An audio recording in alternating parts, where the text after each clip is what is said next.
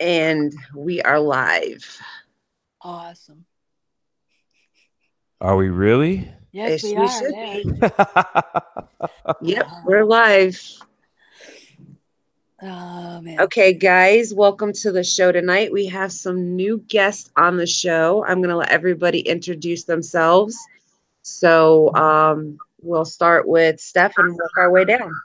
Hey, guys, it's Steph, and you know me, Steph Janicek. You know my channel. I'm here just to hang out for a little bit, and Happy New Year. And I hope you all Definitely. had a Merry Christmas.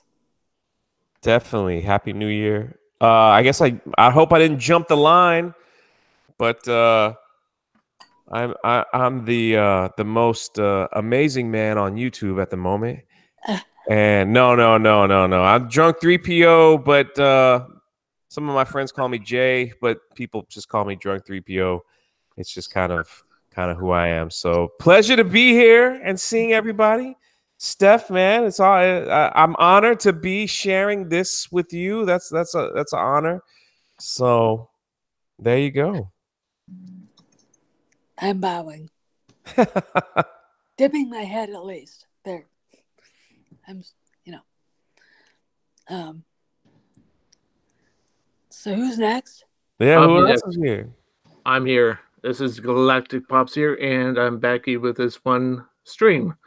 Anyways, I'm new to the thing. As I used to be called Star Wars Toys Ontario. I'm now called Galactic Pops. The picture still has not refreshed, but I am here. Yeah, Google's funny like that, man. They could take a good while. Yeah. It's kind of strange, but we're getting used to it. Yeah. You could definitely. So why did you? Why were you Star Wars Toys? What were you doing with Star Wars Toys? I actually used to. Well, I used to collect Star Wars. I own well over 5,000 items of Star Wars toys, and I just wanted to convert my channel over to Funko Pops because that's basically what I do now. Okay. Do you still have any of those toys? Yes, I got 450 carded figures. My goodness. Good God. All right, if I send you my address, can you just mail me a couple? That would be... All I want is a few, sideshow figures. I'll give you the names of who they are. If you've got them, send them to me. Do you believe how expensive those are? Yeah, they're very, very expensive. The one I want is $550. I'm like, if he was 6'1" and actually was animatronic, I wouldn't. I'd be like, that's fine, but hey, seriously, $500 for a doll. I mean, that's basically what it is. It's like, holy shit! But it is 20 inches, and it's like a miniature. Who that person is? They're awesome. They really are. I mean, the Leia one I was looking at is like, did Carrie know that you guys were like cloning her? And did she give her consent? Because I need to know this now. Wow. I mean, yeah. I got a few black Series 6-inch figures. And that's it. That's all I've got. And a Millennium Falcon Hot Wheels thingy, whatever it is. And that's it. I mean, that's all I've got. That's all I've collected. My collection from when I was a kid is gone. Really? Yeah. I had a Millennium Falcon. I was the only kid on the block that had one. My dad had to send to Sears to get it. And every kid in the neighborhood was at our house all the time after I got that. And one of the kids had an AT-AT. And I wouldn't go to his house. I'm not bringing my ship there. You bring your AT-AT there, here, So everybody show up and we just have a ball. But it's when I moved out and I moved to DC. I don't know what happened to it when you're in a hurry, and you're not. Wait, hold on, Steph. Where did you move to? I moved from La Crosse, Wisconsin, to Washington D.C. Do you live in Washington, D.C. now? No, no, I live Oh, in. man. Well, fun fact, I was born in Georgetown. Yeah. Yeah, so Oh, I went to high school right outside of Washington, D.C. So my where'd you go to high school? Mount Vernon High School. I'm gonna ask my husband about that. He went to. He grew up in Wheaton. Okay, I know Yeah, that. I know that area well. yeah. You want to know what? I grew up in Wisconsin. I studied in Germany. I came back to live. I helped my sister in Boston for a while, then moved back to Wisconsin after graduated, and then got a job with a nonprofit, and then worked for the House Majority Leader in DC, and then worked for the executive side. I got a job through presidential personnel, and I met my husband, who was had gone to the Naval Academy, graduated as a Marine Corps officer, and he was back in DC in the area, going to Quantico to the one of the schools there, the command schools. And he got he went to one and then did so well he went to the executive one, like the big Yes. one, and that's when I met him. So he Oh grew man, I up. was right around that whole area, Yeah, he and grew up. Yeah, he grew up in Wheaton, lived all over the world, came back home and found his wife, who was born in Wisconsin. wow. We talk about that all the time. It's like, and it was just, I'm not going to get into politics, but in 2000, I had to get involved. I was beyond appalled, and I had to get involved, and I was glad to do it. Oh And sure. yeah, and then, there's lots of disappointments with the people, not my boss. I mean, my boss was the congressman I worked for is still a friend of mine. In fact, I look at him as my adopted father. And he's back in Texas, ripping people apart, but it's awesome. I mean, it's really funny, the life you lead and the people you run into and how small the world is. Yeah, absolutely. First of all, let me just say to everyone, if I talk over you and I cut you off, I will not be offended if you say, "Hey, man, I wasn't finished." So because I have I don't know, I talk loud. I'm a big person, however it is. So I apologize, but I was in Washington D.C. till I was about 19, and then I moved to Miami. And I was in Miami for a good while, and I love Miami. I love Miami. I wish part of me still is down there. And then Miami just got so congested with it. It just got so busy. It's just like you basically, if you just want to go to the grocery store, you're gonna be stuck in traffic for an hour. I mean, it's that bad down there. And so we wanted to change a pace, and so now I live right next to Disney World, so Yeah. I go to Disney World all the time. So it's been fun, and I guess for me traveling, I have been almost every country, or not every country. I've been all of mass countries around the world, where for my job and everything like that. So I've been just about anywhere, but any place cold, I haven't been. So if you could think like Greenland, Russia, like no, I don't do cold. I like warm. So So you don't like You Canada? Southerners. I have only the Niagara Falls count as Canada. Yeah, it's Canada Yeah, it as does. well. It's Canada. Okay, so there you go. So And I consider that in the summer. In the summer. yeah, in the summer. I Norway. I've never been to Norway. Someone asking in the chat. That's well, Stig. Steg. Hey, Steg. Swede. He's not Swedish. He's Norwegian, and I'm Norwegian enough to where I have cousins in Norway, and I still have to go visit them. I haven't been there yet, but my grandfather was off the boat from Norway, 1908. He came here, and if I tell you the name of the ship he showed up in, you're gonna if you're a history person, you'll know the name and you'll go, holy crap, the Lusitania. Oh, I do know that well. Yeah, that was her maiden voyage, and he rode steerage because he was Really? Norwegian guy to Ellis Island, and Wow. my See, great I knew you were special, Stephanie. See, I knew there's something going on there. Has to be. I don't know. My great, I guess, great uncle. I can't remember what his name was. My mother would be smacking me in the head for not knowing. Sponsored him because you had to have a sponsor to come over.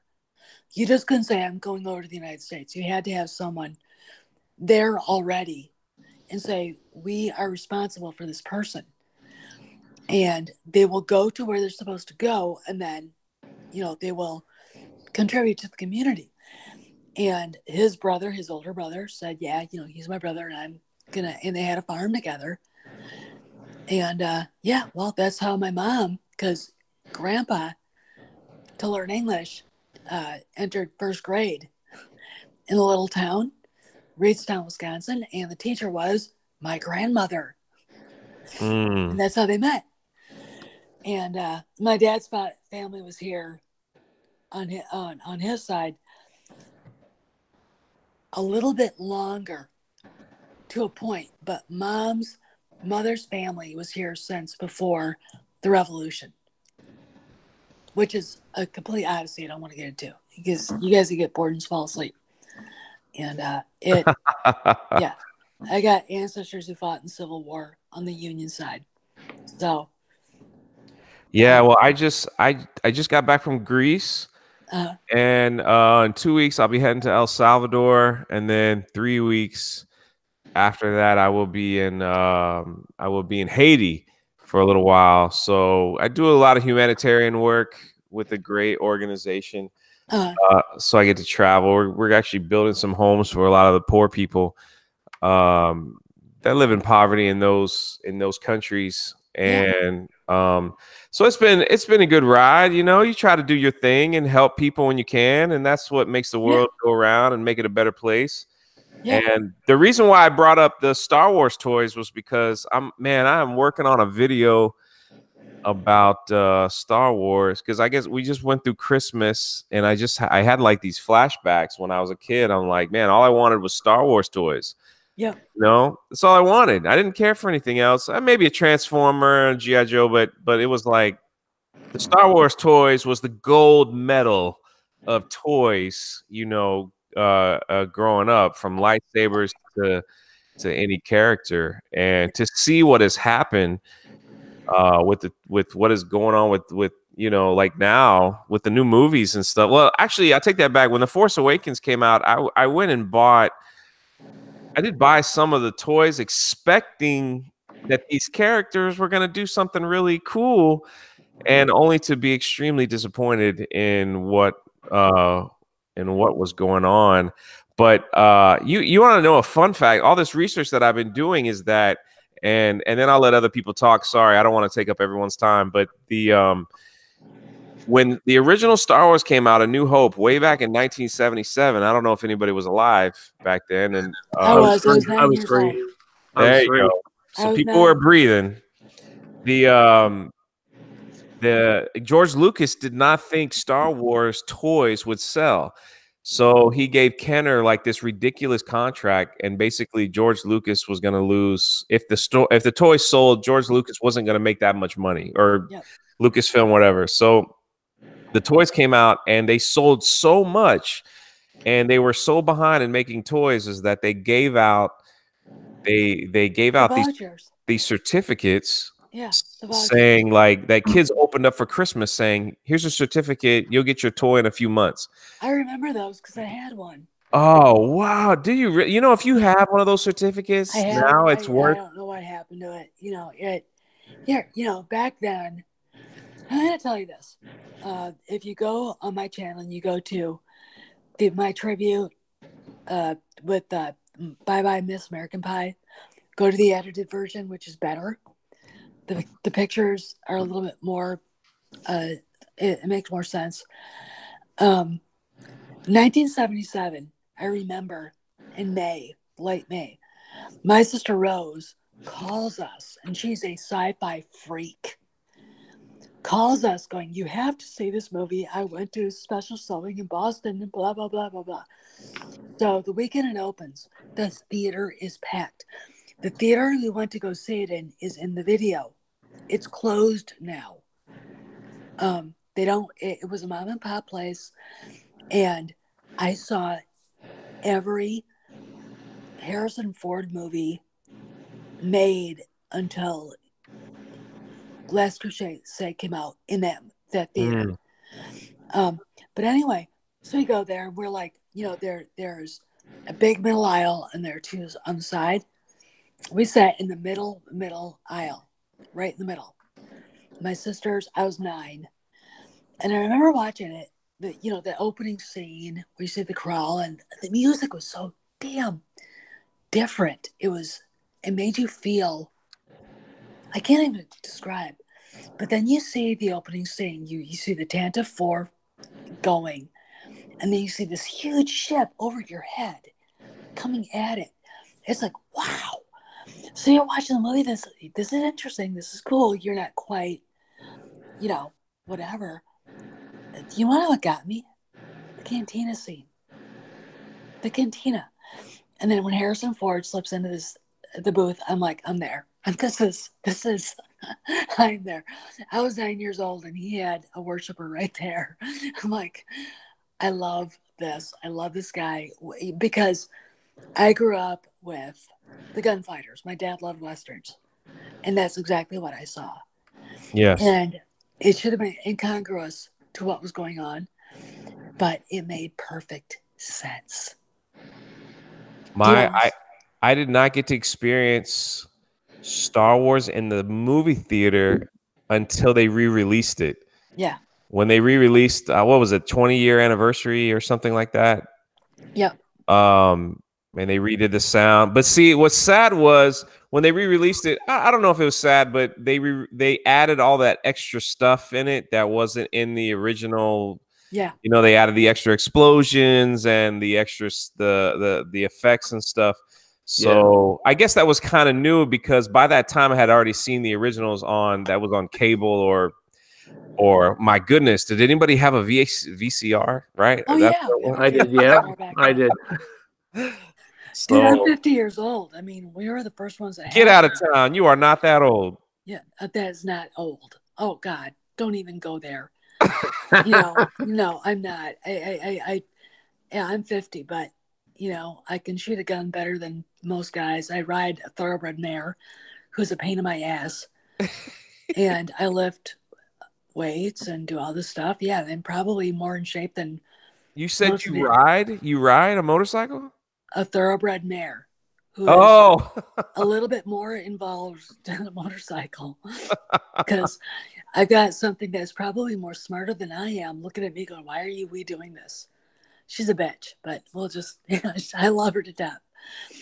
My favorite thing is walking in the barn when she's in there, and I call out her name, and I hear this, and she's standing by the front of her stall going, "Mommy, Mommy." And she'll put her head down. She's huge, by the way. She's a big horse. She'll put her head down below mine, so her ears are like between my chin, and let me pet her. And it's like, but she's crazy. That horse, God, she can run fast. You can understand what fast is until you've got a living, breathing, conscious, sentient beast running 40 miles an hour past you. And they're huge. They're not small. It's not like a little deer. She's weighs 1,200 pounds, and she's flying. It's like, you can't even. Yeah. So, and yeah, that's my world.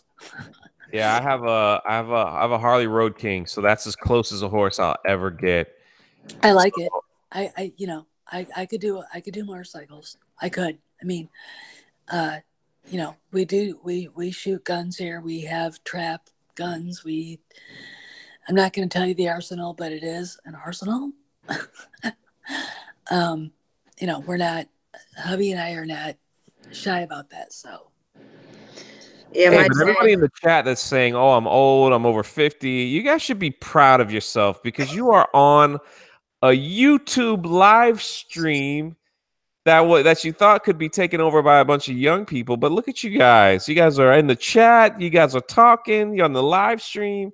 Yeah, Well, dang, keep your head up. Keep your head up. Here's the thing about it, and I think Bonnie would agree. We're the ones that have the kids. We're the ones that take the kids to the movies. I got married late. I would have, we're going to be 15 years in April. I would probably have at least a 12-year-old daughter, son, and a couple more were Catholic. So, as many as we can throw into there in a short time. I wouldn't take my kids to the new Star Wars. I wouldn't. I don't want them to see that. Pando Lando, Admiral Holdo, especially as a military family, because Holdo was such a bad example of a general officer. Oh, God. Well, it's not a Star Wars movie. It's just like it's nothing that it's nothing that any of us remember as Star Wars. It's just like a sci-fi movie that. Yeah. And if it had came out with a name, didn't have the Star Wars name on it, it would have bombed. It would have been terrible because TLJ would have bombed. I mean, I think badly I think, written movie all around, and I just can't. The thing that boggles the mind, and Steph, you know this so well because I see your channel and I know the things that you say is that it's hard. It's hard to see Disney and these Hollywood celebrities just defend it, and they defend it terribly by calling us names that don't like it. And it's not like they would even have a conversation with us. They just were like, well, you guys are idiots and we're the smart ones, so you don't understand the movie. And you're just kind of like, excuse me? Oh, I'm going to blow your mind right now. Well, here's the funny thing, guys. I raised my kids on Star Wars. My dad raised me on Star Wars. Well, that's good parenting right there. My kids will tell you what they've got now is not Star Wars. They would not take their kids to see it. My oldest daughter's got 2 little girls. And when the new Star Wars came out, I had put the DVD version up on my Vudu, and my daughter watched 5 seconds of it. And she said, Mom, that's not Star Wars. My kids will never watch that, ever. Yeah. It was horrible, that movie. I don't even own it. I refuse. There's no reason to buy it. Dave Pensack sent me The Last Jedi DVD, and I don't know what I'm going to do with it, but I'm going to do it on video.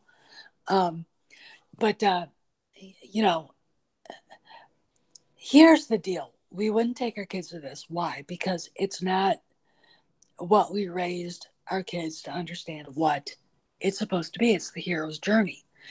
It's about Luke being this, forlorn orphan, being raised by his, uncle and aunt. And then he discovers that his father wasn't a spice, freighter navigator. He was a Jedi.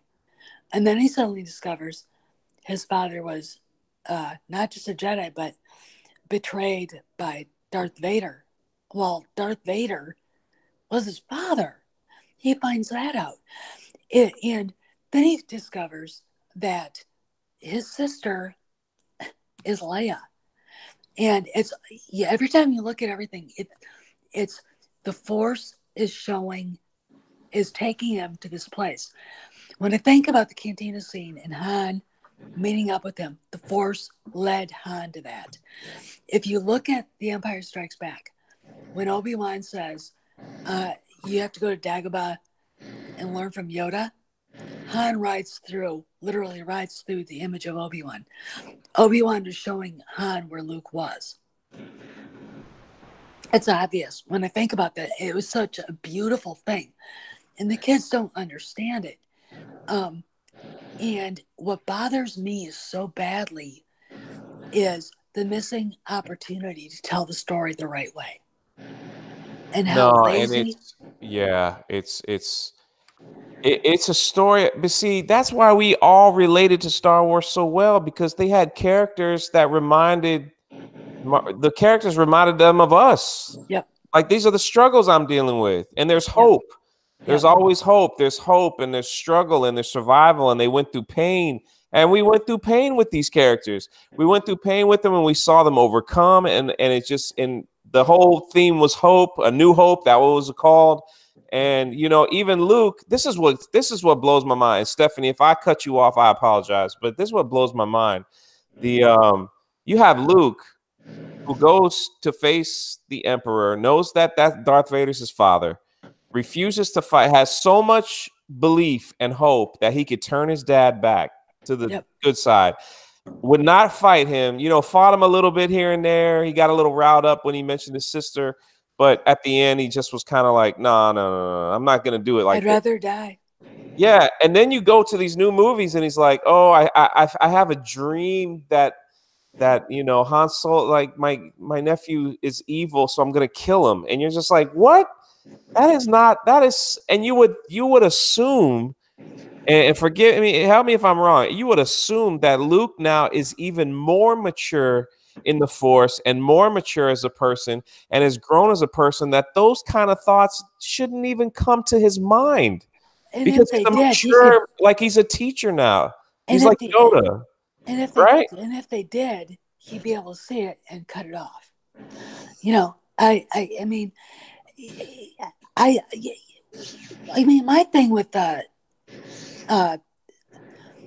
Ryan Johnson is, I think he's a nihilist. He's a nihilist, which is you said the worst curse word you could say. I don't know.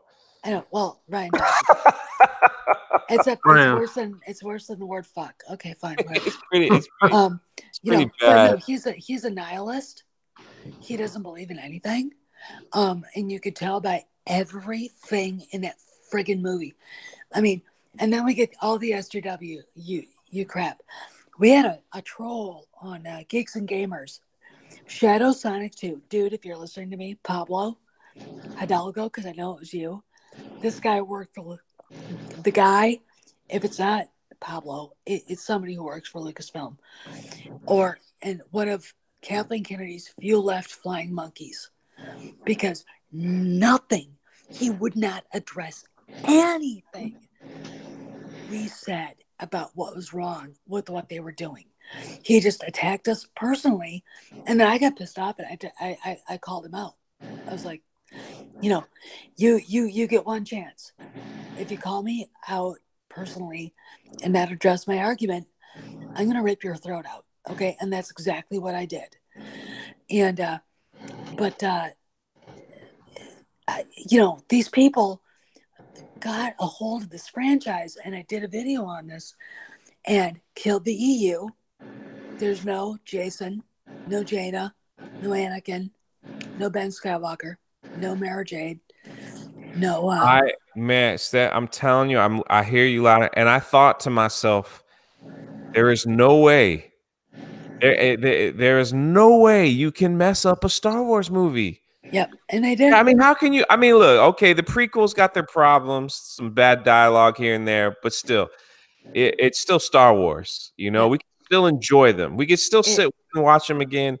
When I left the Last Jedi, I was like, how can you mess up? Like, I thought the formula is so easy. You have Jedis, you have lightsabers. Did you know in the Last Jedi, no two lightsabers touched each other? They did not. There was no lightsabers that touched each other. Number one, because he didn't want to do it. Because there was no lightsaber fighting. Number one, there was a lightsaber fight, but no lightsabers at each other. So no lightsabers touched each other. Now, I read an interesting. Now, Steph, I would love to hear your take on this, and anybody else. And forgive me if I'm taking up time, but I read an interesting thing that Ryan Johnson had. He hated his father, you know, growing up, because his father never believed in him, and he puts that stuff in his movies. Yeah, he does. And that's why he totally, and Luke would represent the father figure in the movie. Yeah. So he totally just embarrassed him. He embarrassed him, and it was a tragedy what they did to this guy. Go ahead, someone come in. Ryan Johnson blocked me on Twitter because I called him out. Badge of honor, my friend. Yeah, he blocked me out too. So, and it is a badge of honor, because I basically went after him for being a daddy. You know, basically using The Last Jedi to bitch about his dad. and I think that's why he blocked me. I mean, and that's what it is. TFA, as much as I quote unquote liked it, was daddy hate porn, and I really pissed Pablo Hidalgo out on that. Daddy hate porn. Yeah, that's exactly what it is. You know what? Here's the deal. We're talking about a story that is supposed to reflect all of human cultural mythology. Okay. And I am supposed to believe that Han would just run off and do whatever he wanted to, leave the woman who risked her life, humiliation, by the way, to save him. He just dump her. Why? No explanation, just why. And their son is such a piece of shit that he would shove a fucking lightsaber in his chest. I gotta say this. I sat there in the theater watching that with my mouth dropped open, pissed off, screaming, Chewie, shoot that agate. Agate. You know what I actually said? Women screaming and crying, and some guy behind me going, what the F did I just see? Walk out of the theater. These women are still sobbing. I'm still in shock because I'm so goddamn mad. And a little kid going to her father saying, why would he do that to his dad? And there's no explanation. There still isn't. There's no good goddamn reason why he did that. And then he says, thank you. He says thank you to him. What the fuck is that? And so we're all supposed to go, well, Han ignored him. No, he didn't. It's not even in the Disney canon. It was. I don't even know that. Like I said, like I don't even understand. It just was a bad movie. And then so you can get through it, and I'm going, okay. Yeah. I get through it, and Luke's gonna fight at the end. He's gonna tear it all up. I'm like, okay. I can forgive all the other crap that they threw at me. Now I'm going to see the Jedi Master I've been waiting 30 years to see. All the toys I collected, all the lightsabers I have, everything I got. I've been waiting for this moment, and he's just a little ghost. And then they did the ultimate kick us in the face. He dies because he used too much. And I'm sitting there like, and I will say this: if Luke would have lived, I probably wouldn't have been this angry. If he would have lived, I would have like, okay, well, he'll come back in one more movie. But my goodness, Stephanie, listen, they had an opportunity to put Luke, Han, and Leia together, even if it was for 50, and Chewie, can't forget about Chewbacca for 15 minutes, and they couldn't even put that together. I don't get it. Well, you know what? Hidalgo said, and he has said this on Twitter, you can look it up, that the reason why they didn't do it is because the old characters took away screen time. And they basically made their new characters fade into the darkness. It's like, well, gee, maybe that's because your new characters suck. New characters that we don't care about. No one cares. Have no purpose. I mean, see, all right. So Stephanie, answer me, and listen, anybody else can chime in. And so when The Force Awakens came out, I actually was excited for Finn, because I'm thinking, here's a stormtrooper that probably has force powers, and we're going to see that develop into the next, you know what I'm saying? Like throughout the trilogy. So I'm like, man, Finn will, he might not be the most powerful Jedi, but that's kind of cool story coming from a stormtrooper and discovering you got force powers. But so I thought that in The Last Jedi, so I was like, okay, this character interests me. Then comes The Last Jedi, and Finn is just an idiot. I mean, he's comic relief. I want to say this is that you get what I'm saying? Like that. I do. Okay. And I'm gonna give J.J. Abrams props. Kathleen Kennedy did not want John Boyega to play that character. J.J. went to bat and got him the part. JJ had plans for that character, and while he was filming The Force Awakens, Shipbreak was writing The Last Jedi and had no desire at all to give Finn's character a good arc, a good, you know what I'm saying, like a relatable character arc. Yes. He didn't give, of course, he didn't give Ray any character arc at all. He turned Kyle Ron into a low discount, you know, Ted Bundy. You know, and they just, you know, and JJ had, and I don't care. There's so many YouTubers that sit around going, there wasn't a plan. Yes, there was a plan. JJ had 3 outlines written out. He had script outlines written out for all 3 movies. And Rian Johnson and Kathleen Kennedy set fire to his idea for episode 8. In fact, Harrison Ford, I believe, actually thought he was going to be in episode 8, but Kathleen Kennedy was so horrified by the fact that everyone wanted to see Han Solo, she wanted him dead. Well, that was the thing about all the old. They call them. It's funny. They call the old characters now legacy characters. Yeah. So they were like, well, the legacy characters can't take up the screen time. And I agree with you, Sted. But you know what? If they didn't want Luke and Han on the screen, they should have just made a totally different Star Wars movie. Yeah, they should have they should have just made something, whatever they wanted to do. But see, here's the issue: is you're right, because Disney's got to recoup that almost $5 billion they paid for Star Wars, and they are not recouping it at all. Solo, they actually, the last report, Solo, they've lost almost, I think it was $280 million is in the toilet. 250. And now it's 280. I love it. I love it. I love it. Yeah, I could be wrong. Correct me if I'm wrong, but it's around that was the latest report that came out. Yeah. And you know, just because a movie makes $1 billion doesn't mean that's what the profit is, because you know, the advertising, they got to pay the actors and so on and so on. It's not. So The Last Jedi or The Force Awakens. So I think they were like, let's just give him a little Han, a little Luke, so we can make some of this $1 billion back. Yeah. But they didn't realize what. Yeah, like the Ethan Van Sciver said. Now, see, I might have liked the Rian Johnson trilogy if he, you know, had his own, if he made up his own characters and did his own thing. Yeah.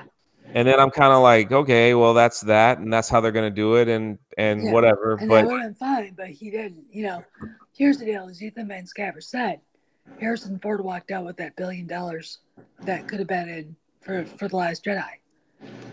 1.3 billion is fine, but you know, if you think about the fact that people went and saw it once and said, "Fuck this shit, I don't want to see this anymore," or "I've got to see this once to see how bad it is," you know, that's what people did.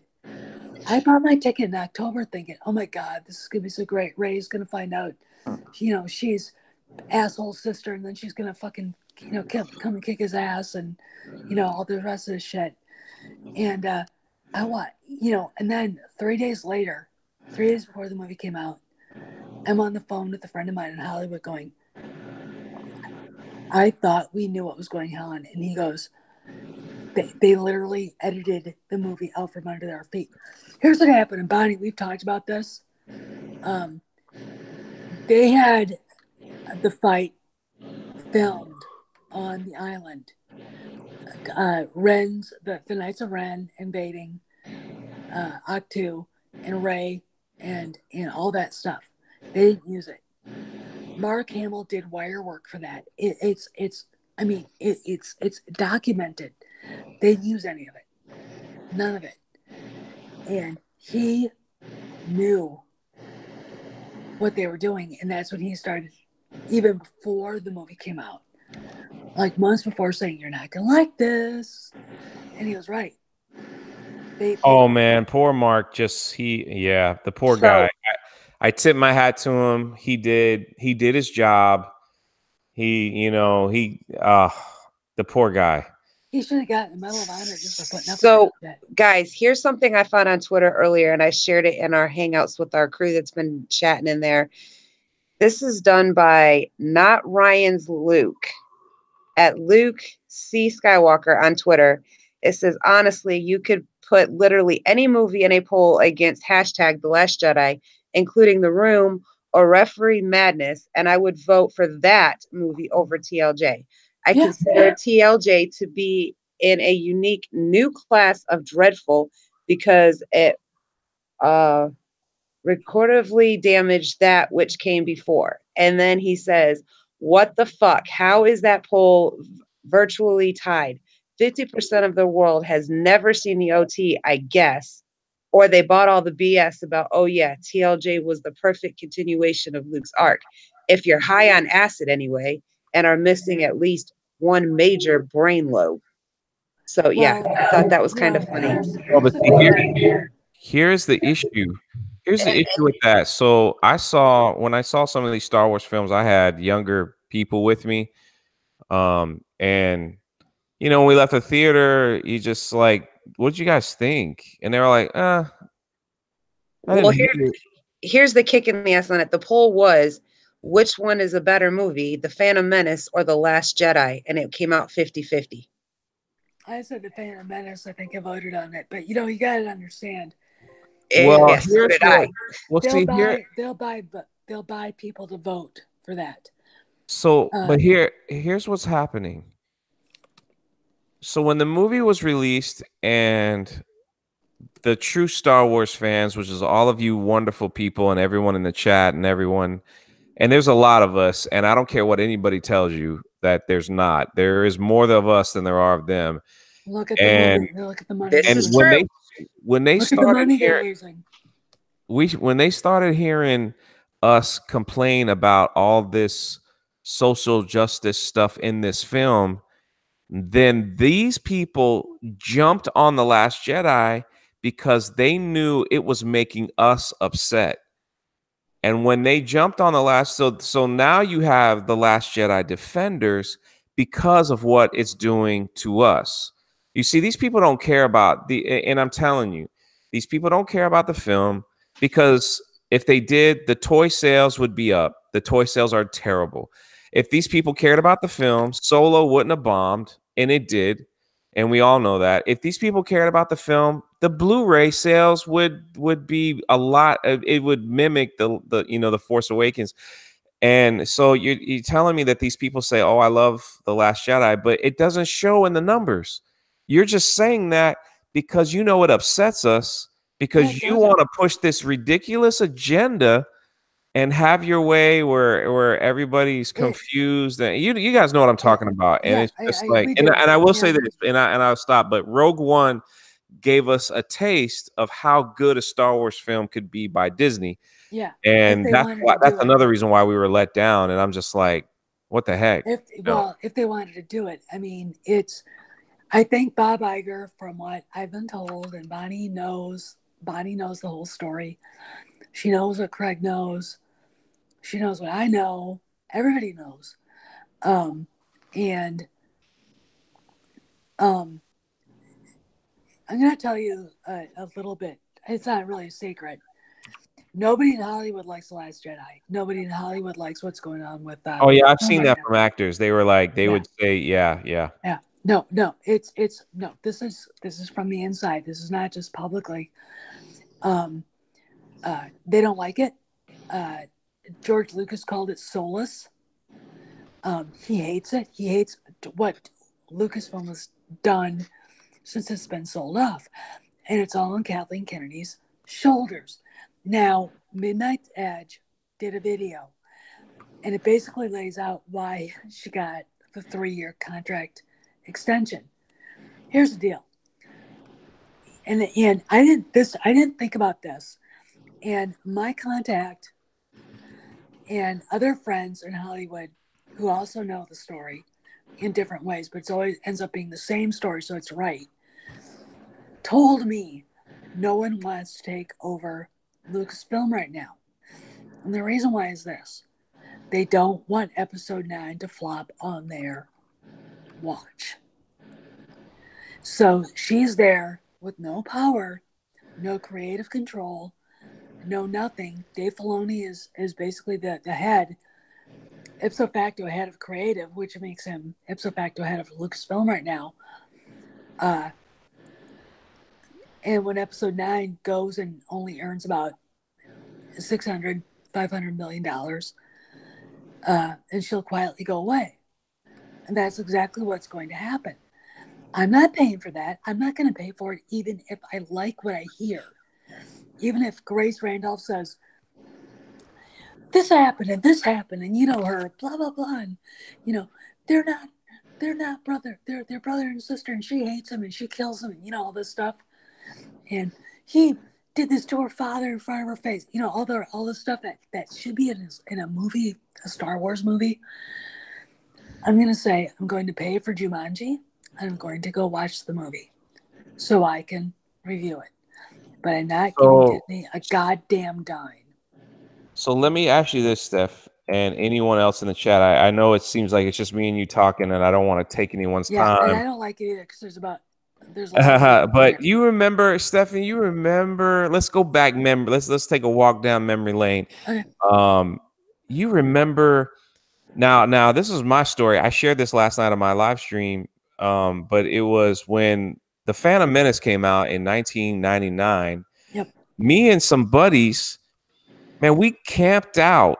Like, we slept outside in front of the movie theater with probably 100 other people for a couple days to get to be first in line to buy the ticket to the movie. That's how much Star Wars meant to us. And this is the beautiful thing was, there was Christians in that line. There were Muslims in that line. There were atheists in that line. There was black people. There was white people. There was Spanish people. There was rednecks, man. There was hillbillies. There was, and we were all loving one another. Like I was sharing, like, I remember, you know, it was real late. Somebody just said, hey, I'm going to go to Dunkin' Donuts for all y'all.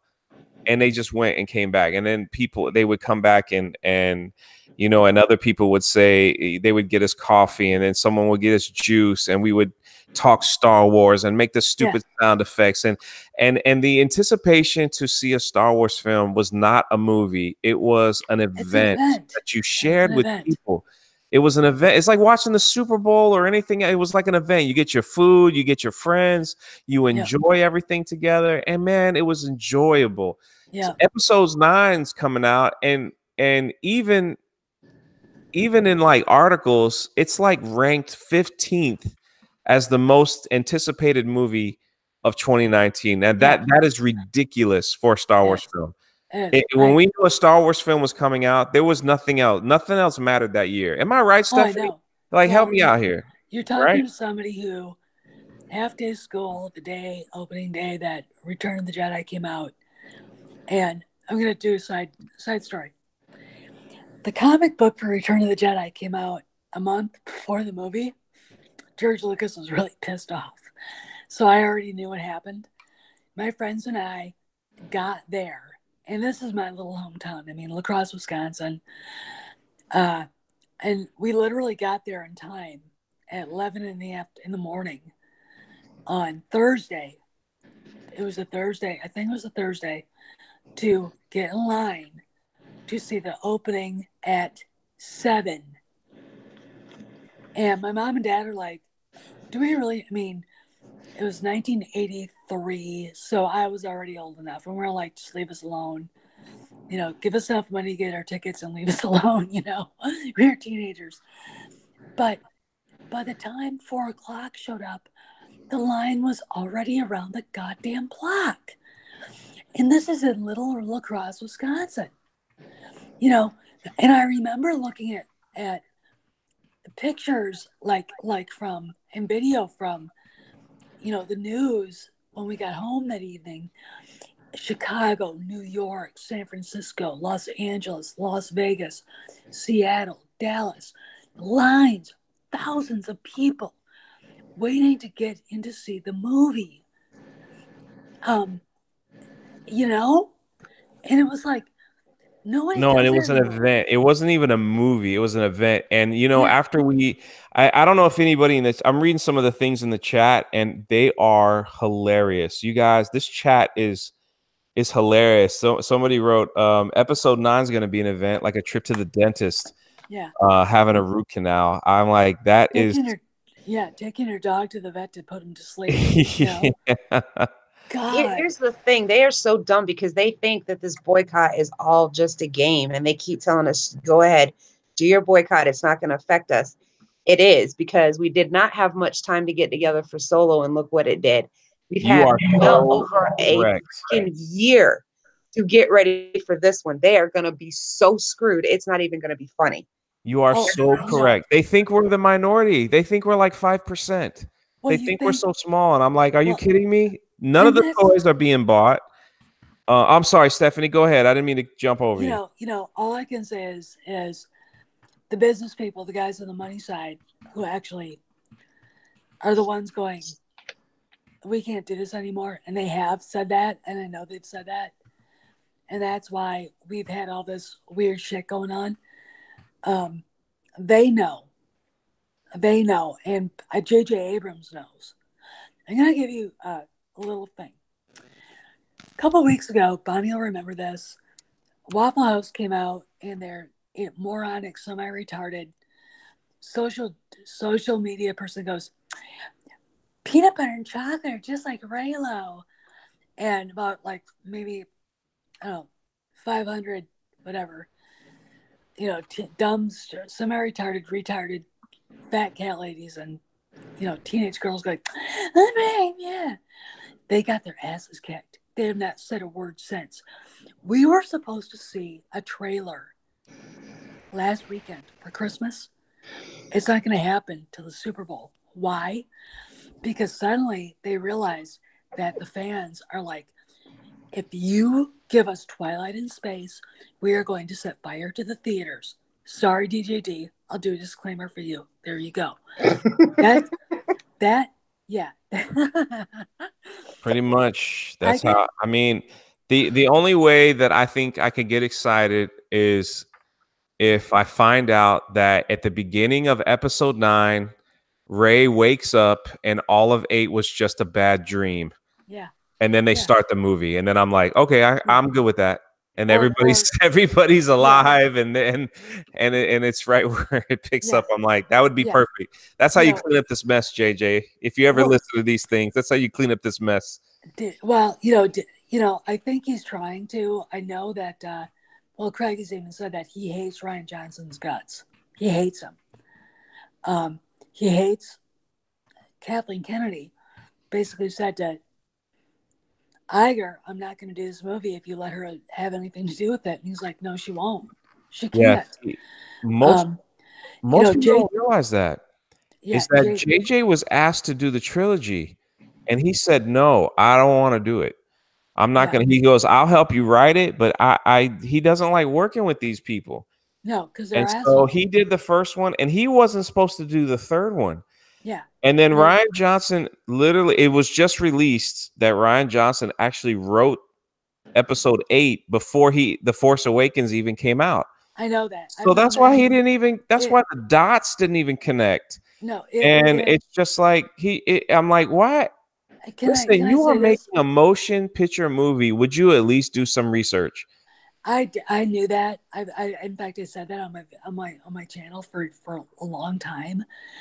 I've known that he was writing the script while they were filming The Force Awakens, and it got passed on the first draft, which never happens. You don't do that. I mean, I've thrown that to a few of my buddies in Hollywood, and they're like laughing their asses off.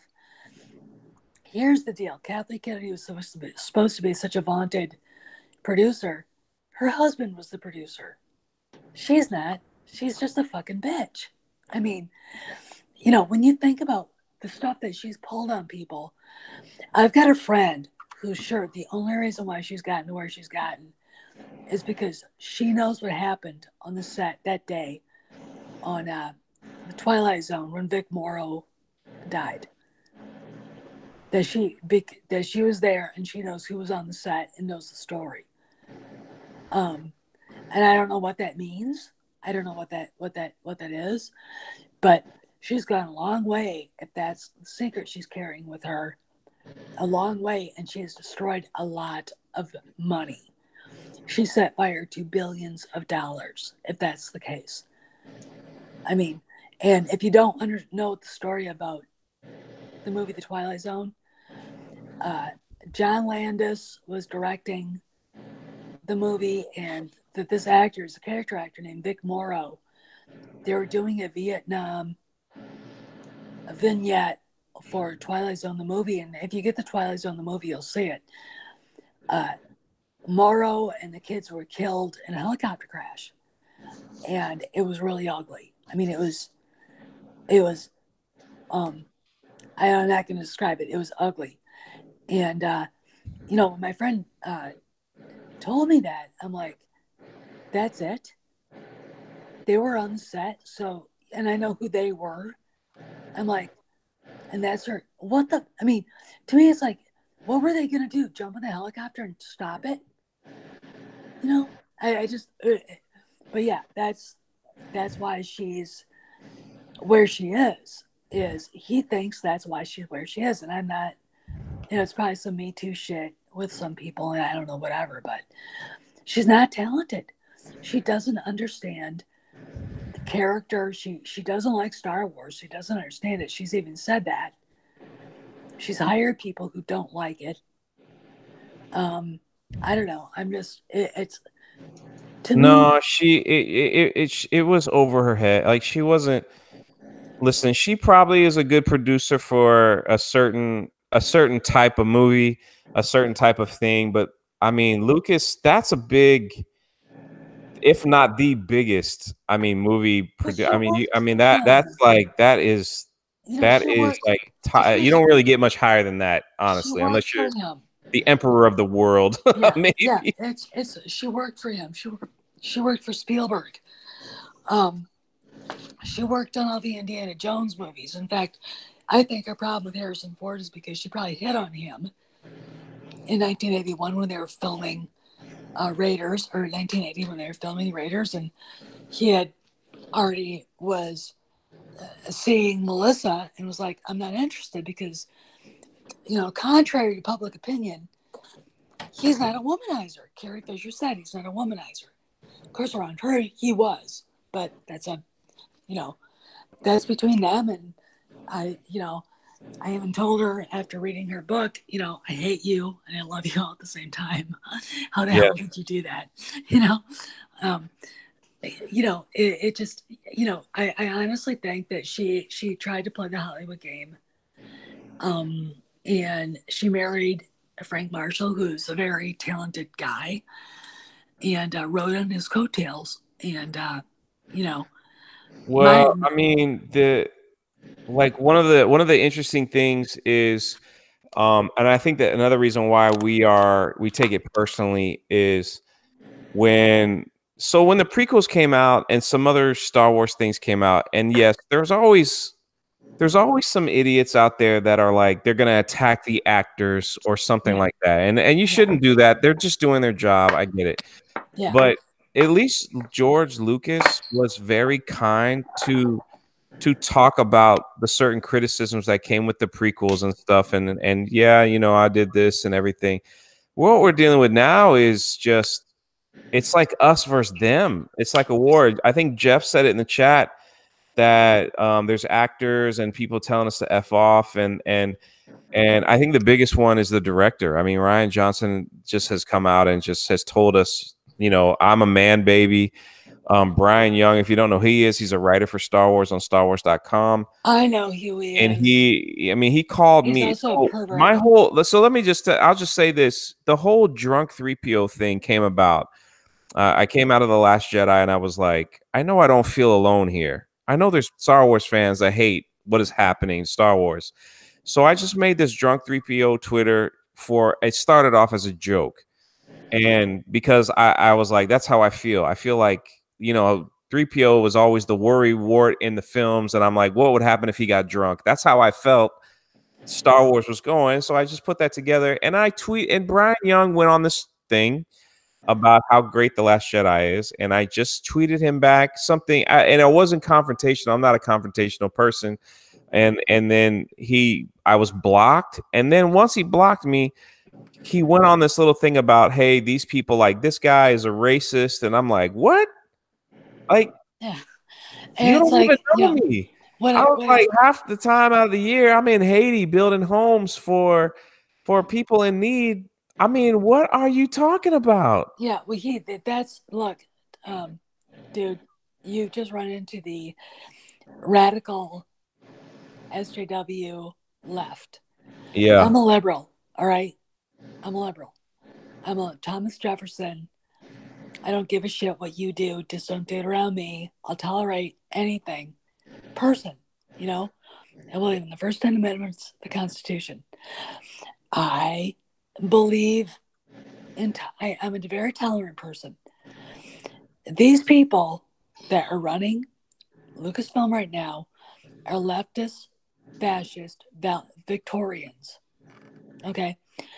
And you see it everywhere. In fact, tonight, and the reason why I was harassing Bonnie in our chat earlier with the, are you a person? Is anybody here a person?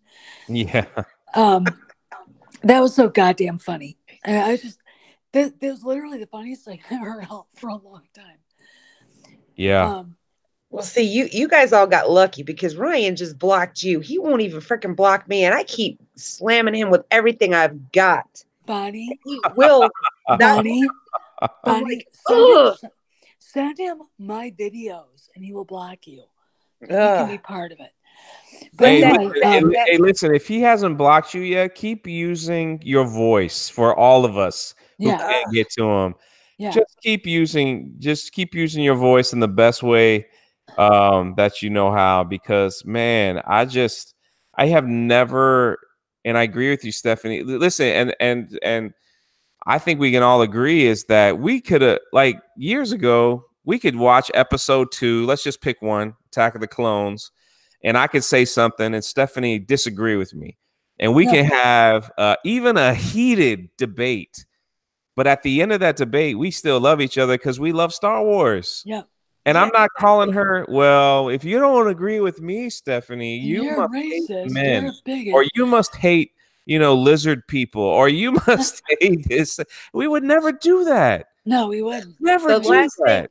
The last thing I tried to get blocked by Ryan, and it still did not work, is I was, how the hell can you call yourself a fan and say you're writing a Star Wars movie when you don't even fucking know lightsaber is one word, and that they're not laser swords, they're fucking lightsabers, and Luke would never call it a fucking laser sword, and all he did was sent back, it's okay, your movie's in good hands. Oh my freaking God. Seriously, I'm saying, yeah, if it's out of your hands, it is, and your hands never. And he just, well, no matter what I throw at him, I cannot get him to block me.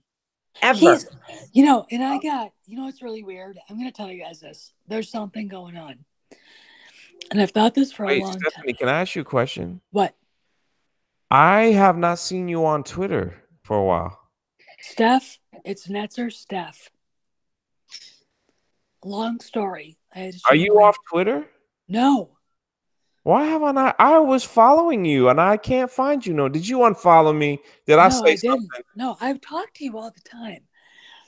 Look for at Netzer Steph, STEFF. We follow each other. Because this is what Bonnie, what you just said was like really. When I was at Disney, if you follow me on Twitter, you can go to my pinned tweet, and they're selling. Well, it's Anakin's lightsaber, but then Luke had it. They're selling that lightsaber as Rey's lightsaber. I'm glad you brought that up. Funny, because we went to Walmart when my kids were up here for Christmas, and can you write your name in the chat, your Twitter in the chat? Can you do that? I'm sorry to cut you, Bonnie. Forgive me. That's okay. Oh, okay. You're on the phone. Okay. Yeah. So we went to Walmart when my kids were up here, and they have this one little tiny like rectangular section with Star Wars stuff. That's it. Everything else is anything but Star Wars because they cannot sell it. So my daughter walks in there and she's like, this is all they've got. I'm like, yeah. And then she saw Luke's blue lightsaber and she goes, Mom? I'm like, yeah. She goes, what the hell? I said, what? She goes, that's not Rey's fucking lightsaber. It's Anakin's and Luke's. What the hell? I said, I know. Yep. She goes, but they gave it to that no good Mary Sue little bitch. She didn't even deserve it. I said, I know. I know. Let's just get out of the Star Wars section before this gets worse. And people are just staring at her. And a couple of the adults were like, she's got a good point. Why did they give it to her? Well, here's the deal. We gotta go. Here's the deal. JJ had a reason why he was doing what he did. Rey could fly the Falcon. Really? Who taught her? She could handle. She was supposed to be related to somebody. And Ryan goes, well, let's subvert everybody's expectations and just make her Rey nobody. Fuck that shit. All right. You know what? It's a saga. She has to be a Skywalker of some flavor. You just don't learn how to fly the Millennium Falcon. Even if you're supposedly in their books, she learned how to do it by flying, simulation. Really? All right. That's how Han Solo learned how to fly the Falcon. What the fuck? He flew, simulation for 5 years, and then they, won the Falcon, and there he is flying the Falcon like a friggin', whatever. I mean, no. The lightsaber didn't just call out to her because it chose her for no reason. She's a Skywalker. She's Anakin's granddaughter. That's what it's supposed to be. All the fucking time. And you could see it. I was telling Rhonda tonight, the way Han looked at her when she said her name was so poignant. When you go back and watch The Force Awakens and watch Harrison Ford look at her when he says, what's your name? And she says it, and he looks at her like he knew the name. He was trying to figure out how he knew who she was. They play on each other like they know. Yeah. They're related. Yeah. And it's like, and she's Rey nobody. Okay. Then of course we get to Solo, Han nobody. So unless they're trying to play on that, but then they're fucking up the canon because he's always Han Solo. There's a family named Solo from Corellia, and he was related to them. Why don't we just do that? Why don't we just follow at least part of the old canon and make it make sense? I don't get it. It just, ugh. Well, I mean, it's man, Steph, I cannot find you on Twitter. Are you sure you didn't block me for some reason? No, I didn't block you. I just we were talking. Bonnie, hey everybody, what's up? I'm here. Hey, Mr. Pete. Mr. Pete. Hey, Stephanie. Hi. It's been a while since I last talked to you. Oh yeah. What's up, Mr. Pete? My man. Hey, Drug 3PO. Hi. It's so nice to see a fellow member of the fandom collective. Yeah, definitely. We were just getting ready. I was just getting ready to make the most crucial point about The Last Jedi is when Luke disappeared.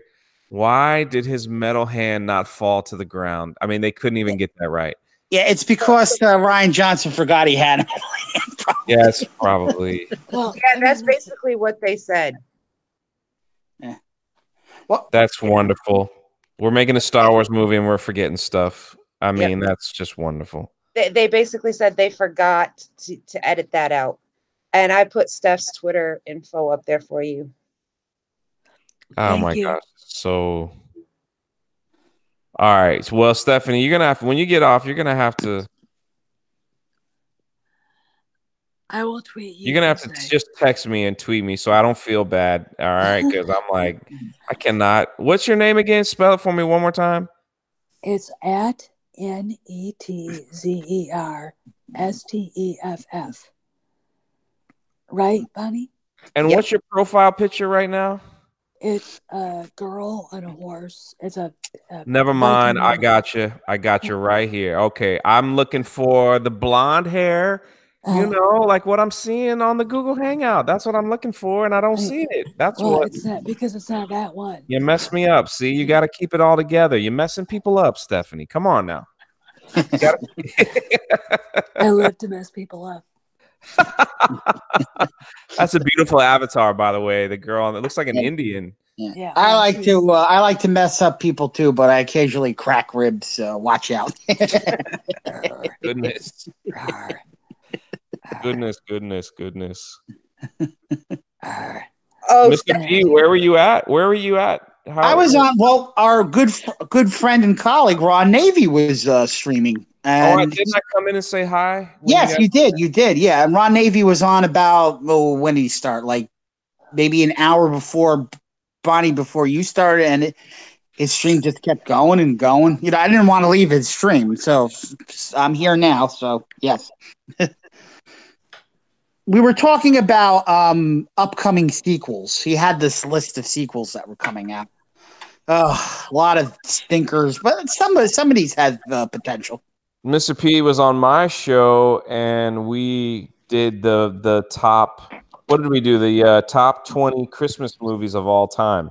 Oh yeah, and I was shocked that none of the Grinch films were on that list. Neither were the Santa Claus films. Were on that list. Right. Crazy stuff. Did I cut you, Stephanie? I apologize. No, you didn't. Yeah. You mean the Drunk, are you still doing that Friday thing?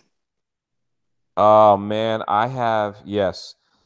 I don't know if it's this Friday. The holidays kind of messed up the Senate stream. Yeah. The stream I had last night was like, that was the best stream I've been a part of. Oh, I missed it. Bonnie. No offense. This has been awesome. But this was like been the best. That was the best stream I've had in like a long time. We just talked Darth Plagueis and filled in all the holes from the prequels to the old trilogy, and it was just beautiful. And see, that is what I love about all of you guys and the people in the chat. When we get talking about like the real Star Wars, I hear y'all's passion come out, and people get excited again, and the goosebumps start flowing. And everything, the toy, like that's why I mentioned the toys earlier, and we all collected the toys, and we all just, Star Wars just did that for us, man. And I think the world right now, or at least America, needs a Star Wars movie that brings us back together instead of like so far. So Dave's got a good one here, guys. He found out he had a wrench, and he says, "Can I hit Bob Iger over the head with mine?" Joking. Yeah, go ahead, please do. Make sure after you do that, you hit KK and Roundhead with it too, because they both need to be knocked the fuck out. Oh, you guys want to hear a joke? Sure. If I don't laugh, we're kicking you, Mr. P. If I don't laugh, they're gonna kick you from the chat. I'm just saying. I might get banned from YouTube for this, but I don't care. Okay, you get on an elevator, and you have a gun, and you have 2 bullets left. But on the elevator, you see the clone of Hitler, the clone of Joseph Stalin, and you see KK. Who do you shoot? You can only you don't have 3 bullets. So who do you shoot? KK is the first one that's going. No. Well, hold on. Wait. What did you say? I thought you said. Wait. Who answered? I'm sorry. I did. And you said, okay, you would shoot. All right. Drunk, who would you shoot? Oh man, I renounced violence about 7 years ago, so I'd give the gun to somebody else. Good answer. Good answer. You give the gun to me. Steph, who would you shoot? Oh God, clones. Yeah. I'd have to go all right. Well, I like Dave's answer, guys. Dave says line all 3 of them up in a line and use one bullet. Yeah, better. I'd shoot KK twice. Well, here's a question. Here's a question, though. All right, you're talking to somebody who owns guns, who shoots guns. What kind of handgun? What's caliber? I need to know this so I can. Oh, okay. Well, I mean, it was just a joke, Just probably maybe 38 special. Not good. No, we're not going to hurt nobody. We're just going to protest them, because let me tell you something. These people, they won't respond to that. What they will respond to is no money. And when no money starts flowing in, then you'll see them cry like like you won't believe. I mean, Well, that's they already are crying. I mean, the money thing. It really hurts them. well, let me tell you something. I've heard that since she got her LOL 3-year extension, she's been wandering around and basically blaming every man she could find for what's going on in Lucasfilm, and not herself for her bad decisions. And, you know, I look at her going, you're such a liberated woman, and you're blaming men for things you did on your own. Wow. What a role model. Where's Margaret Thatcher and Golda Meir? You know, so I can actually get back to normal women who actually did do some shit in the world. And Sherry Lansing, who actually ran a fucking studio and kicked ass and took names, you know? I've got a friend who's a producer, a movie producer who worked for Spielberg, who hates Kathleen Kennedy. And the reason why is because Kathleen Kennedy's did nothing without her husband. Here's the deal. She's every leftist female that I've ever known who is so-called successful, but when you pull the shade, when you pull the veil back, it's a guy that did all the work. Okay. Yeah, I mean, we just gotta like. I'm telling you, we fight with our wallets. They'll make the change. Oh yeah. Yes. They'll make the change because it's that at the end of the day, that's how these type of people respond. Because see, first they tried to make us feel guilty by calling us names, saying, "Oh, well, you don't like the movie, fine, whatever. You're this, you're that." And so that what they thought that would do is make us feel bad.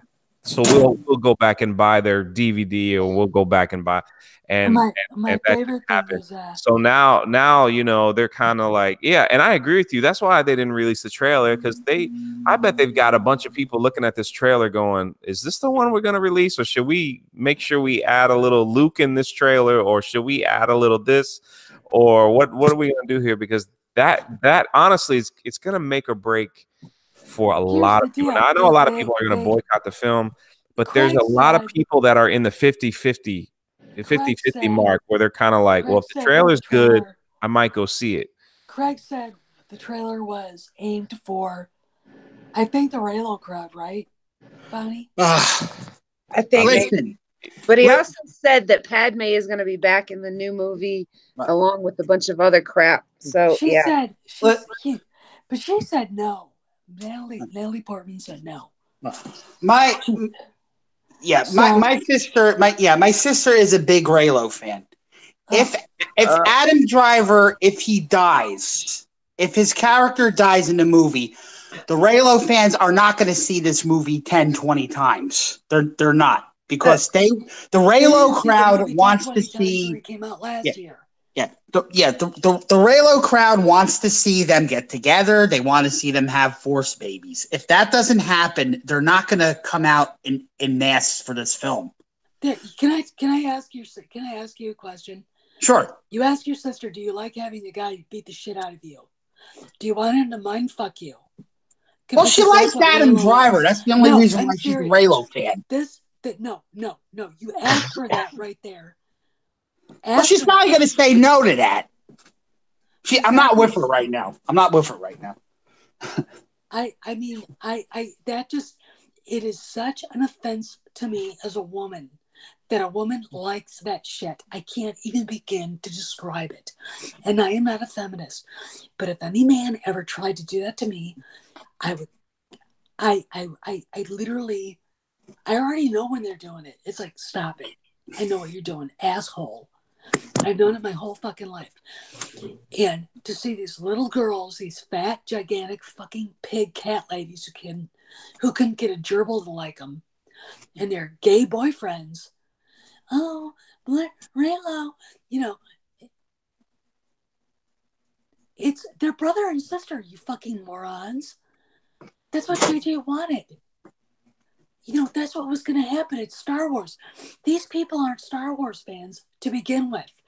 And if ugly Adam Driver, and he is ugly with his man boobs and his giant ears, that could land an airplane flaps, wasn't in it, they wouldn't give a shit. I mean, no, you have to ask her, do you want a guy to treat you like that? No. If you're a logical, sensible woman, you say no. I gotta tell you, Mr. P, I almost had to mute this because the thought of Raylo stuff, man. I mean, I'm trying to keep my, I had a nice dinner, I had a nice steak and potato, and I'm trying to keep that where it needs to be. So you don't come in the chat with that stuff, man. No, you don't. I'm just saying, if they don't end up together, the Raylo fans are not going to see this movie 20 times, and this movie's not going to make $1 billion. Yeah, and you want to know what? The people who actually like Star Wars, because fucking Raylo bitches, cunts, sorry, Bonnie, don't like Star Wars, and they think ugly ass Adam Driver with his daddy butchering patricidal bullshit. Oh, he can be changed. No, he just killed the most iconic character in Star Wars after Luke Skywalker. Like a dog on a catwalk, said thank you, and then kicked his body over the side of the goddamn catwalk. And we're all supposed to say, but he was mistaken. Bullshit. You tell your sister I would drag him shirtless in his Toreador pants over Blue Rock from my horse. Let's see what he looks like after about 5 miles of being dragged over Blue Rock by a thoroughbred mare. All right, because that's what he deserves. Who just came in our room here? Hi guys, I'm Panboy. How you doing, Bonnie? Everybody? Hey. Yeah, what's up, Panboy? Hello. How you guys doing? Good. Good. We are. Well, I didn't mean to interrupt. So please. I hate Raylo. Well, keep going. Keep going. I was trying to change the subject because we were on such a negative tangent, and I think I have another 15 minutes, and I would love, because like when Stephanie starts talking her passion about Star Wars, and we could talk about the love stuff, and leave me on a positive note. I think that's much more. I'm sorry. No. It's fine. I blame Mr. Pete. That's who I blame. Come on. I'm sorry to bring it up, but I know how they think. I know what the Raylo crowd wants. Hey, I'm just joking, brother. I know. I know they want them to get together. I pray to God it doesn't happen. It's getting worse. Yeah, best character is Rose Tico. That's in the chat room. and you know what the sickest, saddest thing is?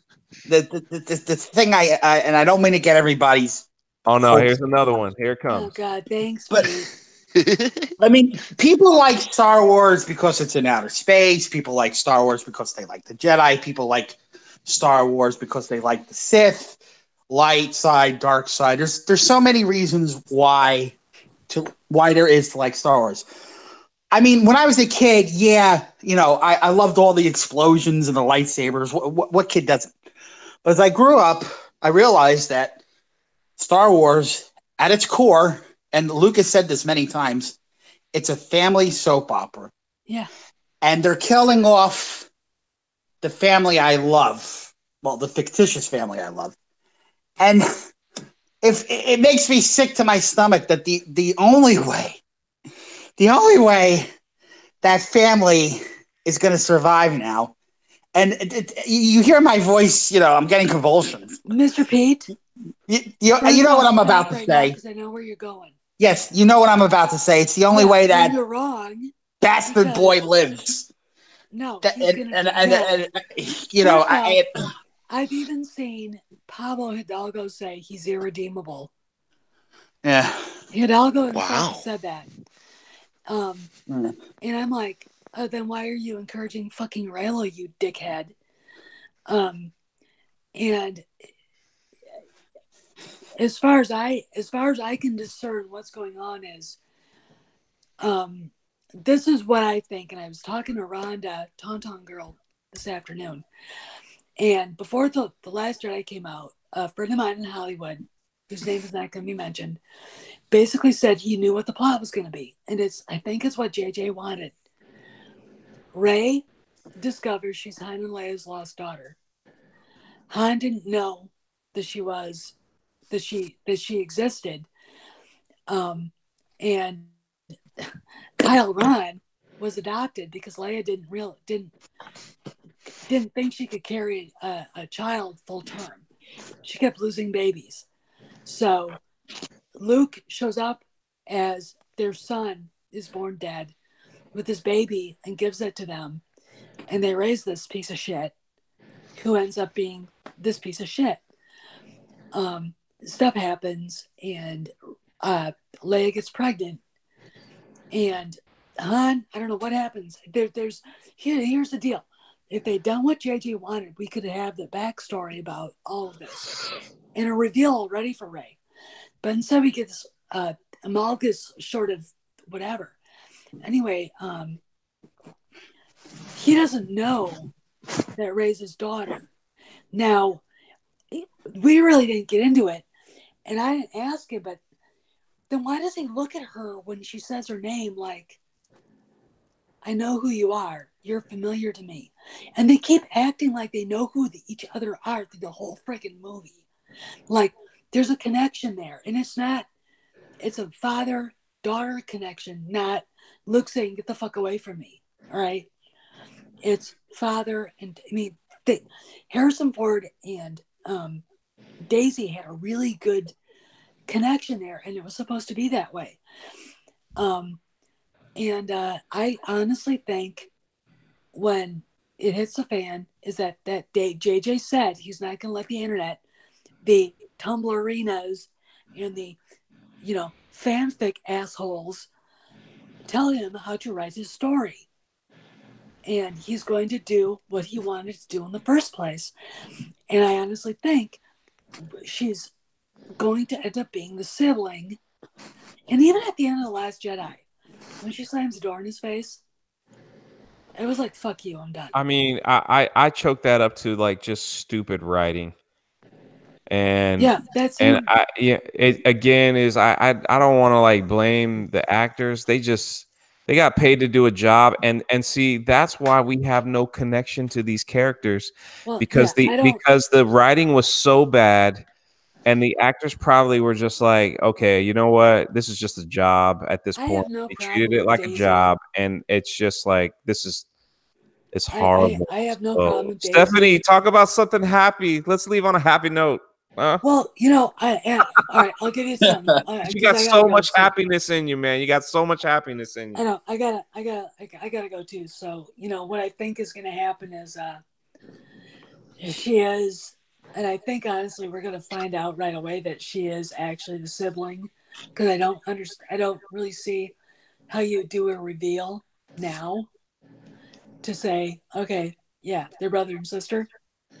And honestly, I think even in TLJ, there's a part, and Bonnie, you heard it, and Craig did a video on it. When she's on the cliff in TLJ, and you hear a voice saying, you are his salvation. You are his niece. Yep. And I think it was actually on Snoke. What is it? Snoke's Spinal Tap did it. Yeah, it was on. It was on. Mike Zero did it too. Everybody's attention. Yep. Yeah. And then Craig actually went in and watched and slowed it down so he could hear it, and he said, "Sure enough, it was there." Yeah, it is. It's there. Some people said that the word peace was said, not niece. Peace. No, it's niece. It's niece. It's niece because Craig slowed it down and he ran it through some programs, and it's definitely niece, not niece. And you could hear it. You could hear it when Craig did it. So you go and tell your sister who needs help that they're only because she likes Adam Driver. That's the only reason. Well, you know what? Go marry him. Oh wait, he's married. And if she can get used to his ears. Have you seen him? Have you actually seen him with his hair pulled back? Oh, she's like, Adam Driver, he's got such pretty hair. Yeah, pull back his. Why does she tell you that? Well, she I said it. He looks. I tell her like he looks like somebody set his face on fire and tried to put it out with an axe. That's what I think his face looks like. He's all right. Here's the deal. She goes, "Oh, you're just jealous." I've seen him with his hair cut real short. He's a Marine, a former Marine. So I've seen him in his dress blues in pictures. He is let's put it this way: you put dress blues on any other guy, and there isn't a woman who go, "Wow, I like that." Dress blues on a man, Marine Corps dress blues. That's it. My husband wore them when we got married, and I was like, "Rrrr." You put them on Adam Driver, and it's like, oh Jesus God, that's lipstick on a pig. I mean, his ears could land an airplane. They stick out farther than the cover does. His hair could land an airplane? No, Did you his say- ears. His ears? I think his ears might actually be bigger than Dumbo's. Oh, they're Well, huge. hey, I'm gonna be devil's advocate and say I respect Adam Driver because he was a Marine and Yeah.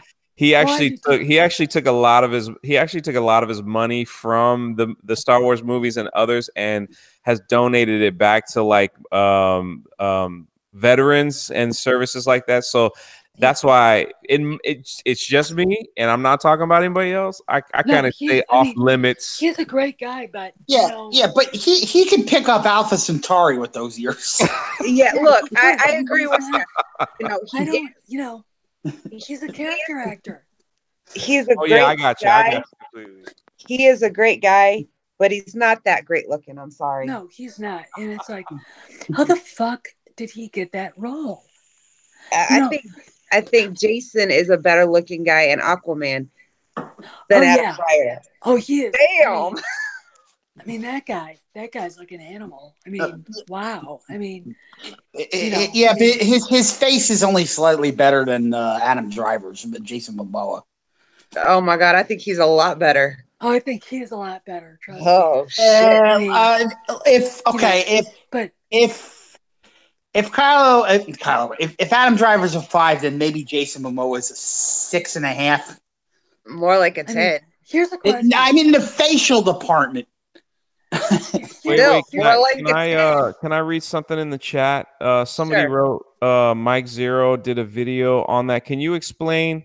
Oh, we were talking about the thing Steph was talking about with the background sound that they didn't want you to hear. Did they say peace Craig? or niece? Yeah. Craig Craig heard it from Spinal Tap because I heard a video on it and I sent it to Craig. Craig did a video on it and told everybody about it. And then Mike Zero picked it up and did a video after Craig did. Oh. Yeah. And he tried to say it was peace, not niece. I'm like, yeah, no, Craig's right. It is definitely niece. Because Craig's got all the equipment to do that. Yep. Well, yeah. I'm not defending the critics though, but they're saying that mumbling was the Jedi code being recited. There is no that's what they're trying to passion. say, There but- is peace. You know. Yeah, no. There is no salvation. There is, yeah. But Mike Zero comes out with a lot of videos now. So where do you think he gets his information from? Mike Zero gets his information from out of his ass. Oh, and there you have it. No, seriously. I mean, before TLJ came out, everyone's like, this is going to happen and blah, blah, blah. And he wasn't right about anything. So this is me, Mike Zero. Okay. I don't even, I unsubbed from him. I still am a sub on Twitter just to see what he's putting out there. And I always retweet saying fake news because he doesn't know what the fuck he's talking about. He really doesn't. I don't. And, he's the only person who's, I hate neutral people. They're almost worse than people on the opposite side. He's the only person who's actually trying to market Star Wars right now. And trying to get everybody to go see it. Yeah, because pretty much every channel that I watch has said not to go see it. Yeah, he is. They say burn it to all the right, ground. wait. I didn't hear you clearly, Steph. I'm so sorry. You said Mike is trying to get people to see the film. Yeah. Okay. Well, he is truly, I call people like him poop sniffers. They, you could take my dog. Mike Zero's a poop sniffer. No, just now listen to me. My dog could go out, my horse could go out and take a great big giant dump. one of these guys go and, stamp Star Wars on it. Steam's coming off of it. And Mike Zero and Kevin Smith and, Brian Young and all these other people go and waft it into their nostrils and run away going, it's the greatest movie ever made. The best Star Wars movie ever made. It just makes everything all right. And everyone else is pointing at it going, you just stepped a piece of shit. That's what Mike Zero does. That's what they all do. And Mike Zero, and I know he's a nice guy and he's harmless, so I don't hate him. But it's like, dude, stop it. Stop it. Well, he needs to start covering other stuff besides Star Wars. Well, that's why he's telling you to go watch Star Wars, because his channel's focused on it like a laser beam. He doesn't do anything else. He needs to be honest about it, because I know he didn't like TLJ. And he hated TL. Well, not the whole movie, but there was a lot of stuff he didn't like about it. Oh, he hated it. I mean, let's be honest with it. I mean, he hated it. And Rian Johnson actually called him out. Yeah. He went after Rian Johnson. It was an interesting bitch slap. I was like, well played, Mike. But still, it's like, I'm like, I can't. I mean, I can't take him anymore. I had so much hope. And I walked out of TLJ sobbing. I was so goddamn mad. And going, why would anybody what the fuck did I just see? Yeah, that's why I wanted to switch it to a positive thing. Well, here's the positive thing is this. We're not going to see a teaser trailer probably till the Super Bowl, because they learned their lesson. JJ again gets his way. He doesn't want Reylo. That's not what he wanted. I mean, I'm pretty sure he was like, I had Finn and Rey set up. It was obvious. He did. And now we've got, what the hell? And of course, you've got the idiots who write fanfic, and Rian Johnson stealing the fanfic, and the story group stealing the fanfic and running with it because they can't write their own. Why were they hired? I don't know. It's so unprofessional what's going on at Lucasfilm. But the positive note is JJ, at least I think, is trying to salvage what he can, and I think he's going to probably do that. What I think is going to happen is Rey, we're going to find out that Rey already knows that she's his sister, and it's going to be her trying to fight the urge to kill him and go to the dark side. Oh, so you think Kylo and Rey are brother and sister? And they always have been. They were supposed to be. Oh, they're supposed to be that. Okay. They were supposed to be. I mean, that's what JJ wanted. I mean, if you watch The Force Awakens, you could tell she was Han's daughter. You could tell that she was Leia's daughter. Leia runs to her and hugs her. JJ's excuse was, well, he had an excuse for it, but it was, no, you had Carrie go up to her specifically and hug her.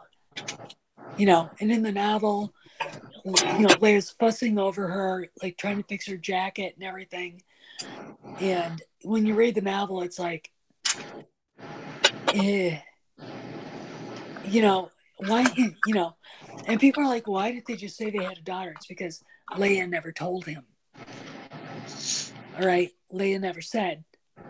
You left. Yeah, it's like, why are you doing all this for a random person? All this kindness, that's not in Leia's character. No, it's not. I mean, she'd be very, and of course, when Leia and Han see each other after 4 or 5 years or whatever, they're staring at each other, and he says, I saw her son, and she's looking at him, but he's got a look at his face, says, and there's a lot more I have to tell you.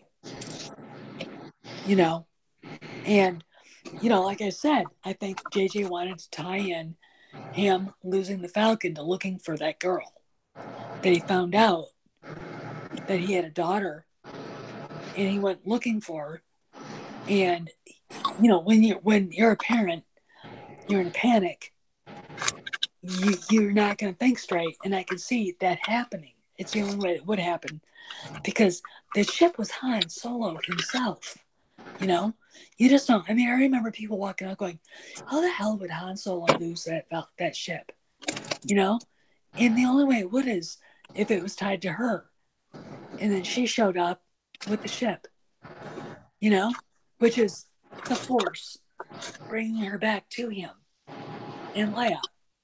You know, and the fact that it was, there's too many things that tied her to Leia and Han.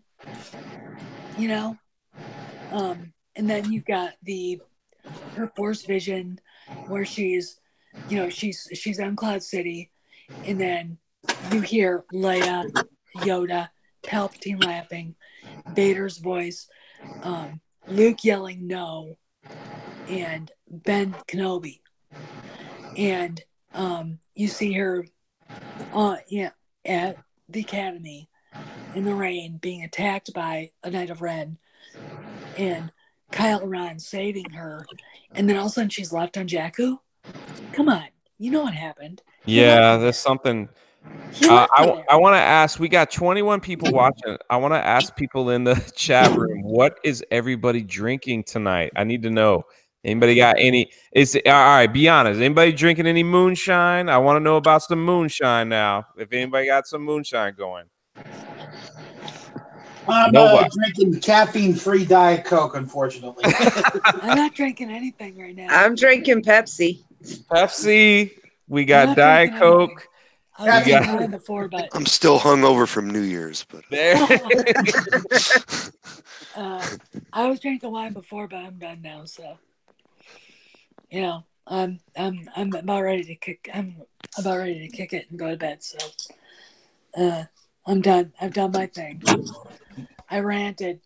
No, you were awesome. You were awesome. You were awesome. I fucking hate Raylo. I'm sorry. I just fucking hate it. Hey, I'm right there with you, Steph. I hate it too. God.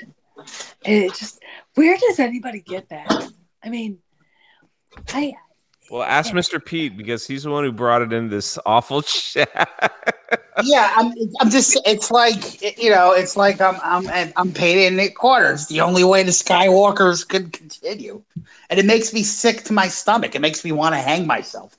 Well, it's not, because if she's a Skywalker, then hang yourself, man. Don't do it. You got so much to live for, brother. No. But if she's a Skywalker, then okay. Yeah, the thing is, I think it's too late. I think the damage has been done. I think, and I think even he mentioned it. I think JJ's just gonna keep her random. No. Didn't he say something like, "I'm not going to change anything"? And I recall, I'm paraphrasing that. But he said he's going for a course correction. So I don't recall him saying that. Though he has said that. Go look it up. He has said that it's a course correction, and he's not keeping her random. He didn't want her to be random. That was Rian Johnson. And if you look at TLJ and you look at the fight that was going on, TLJ is a big fuck you to him, to the fans, and to George Lucas. That's exactly what it is, because JJ never wanted to work with KK in to begin with, and he hates the story group, and he would not let them be part of The Force Awakens. I mean, when you got Pablo Hidalgo saying, well, The Force Awakens was okay until a particular character showed up, and it's like, what character was that? Han. All right. Okay. Yeah, it was fine. It was mediocre and not very good at all until he showed up. And the reason why is because no one was there to see your asshole characters. We were there to see Harrison Ford as Han Solo. Okay. That is why people went to see The Force Awakens. And now you're dissing literally the biggest movie star of all time by box office because he stole the limelight from your piece of shit characters. Really? Okay. Up yours, Pablo. I called him out for that and he got really mad. I mean, no, really. It's like, look, what do you want? You want us to go, ooh, Ray, blah, blah, blah. No, she sucks. Give, Kyle Ron is a spoiled brat piece of shit and Adam Driver's ugly ass. All right. My horse's butthole is better looking than he is. I mean, you turned John Boyega into a dancing bear, which is racist.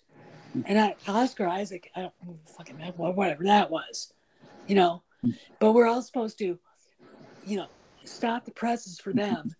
But, oh my God, when Han Solo shows up, the actual real Han Solo, not the cosplayer you hired to play in Solo, shows up, and we're all supposed to go, no, I'm sorry. We came to see him, not your other poorly written, poorly casted characters. Okay. And if that pisses you off, that's you. Okay. It made $2.5 billion because people love Harrison Ford. He's one of the few people in Hollywood that hasn't pissed off half the world. And it's true. All right. Yeah. And, like Avia said, TLJ lost $1 billion because he wasn't in it. And oh, by the way, he was supposed to be in it until Kathleen Kennedy was like, if we have him in this, it's just going to take away from our new characters and we can't have that. And Harry's like, well, just give me $36 million and I'm fine. Mickey Mouse says, Pablo Hidalgo, Where Did Your Balls Go? Is one of my favorite songs. He never Hail had any Caesar. to begin with. All right. Hey, guys, I got to go. Because I'm All right, Steph. Stephanie, great to always hear from you. I'm getting yelled at right now, so I got to go. Steph, I'll get with you about tomorrow night's show. All right. Stephanie, thank you. Good It's night. good to chat Good with night. you. It was great, Thank Stephanie. you. Great. Let's see you around the galaxy, guys. See you All later, right. Steph. See ya. Bye-bye. Good night. Oh boy, if his sister was hearing the things she was saying about Okay, her. so touch let of me Adam Driver. recap. Let me recap for those in the chat. We had Mr. Pete. Mr. Pete was in an elevator with 3 people with 1 bullet, and he kills Kathleen Kennedy. Two bullets. Two bullets. Okay. So that was and that was Hitler's that clone recap. and Stalin's clone were in the elevator too. Stephanie, everyone has agreed that Adam Driver is ugly.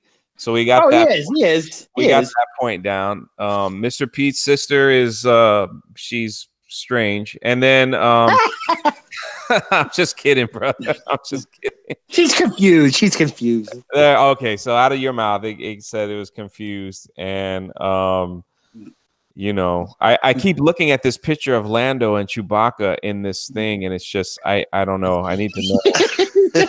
Yeah, well, it's a reference to John Kasdan Jr.'s pansexual thing in the Solo movie. So. Gender fluidness. The robot. Gender fluidness. Yeah, I didn't think too deeply about it. Or I might have put him with my Lobot figure, but I made it with a Wookiee. And it served me well. I bet you're a hit at all the parties with that picture. I'm just saying, like that's Yeah. Well, I don't know. I think it's recognizable on Twitter. So when I shit post and act a fool, everybody knows who it is. So, Man, it's excellent. Well, I'm actually gonna head out as well. It's way past my bedtime for you crazy people here. And Okay. I want to say, Bonnie, are you still with us, right? Yeah, I'm still here. First of all, I want to say thank you so much for the invite and for all of you guys. Mr. Pete, hey man, just be around, Yeah, I'll try. I try to make all of our. I try to make all the Senate. I can't be ever. I try to make them. No, but now and then, just so everyone in the chat, just man, sub to Bonnie if you haven't subscribed to her, and she has a live stream every night you do it at 10:30 every night Eastern time. Yeah. When Craig starts coming back on Reviews for You, probably Tuesdays and Thursdays, I'll probably do it a little bit earlier because this is the time he's usually live streaming, and I'm on his channel with him.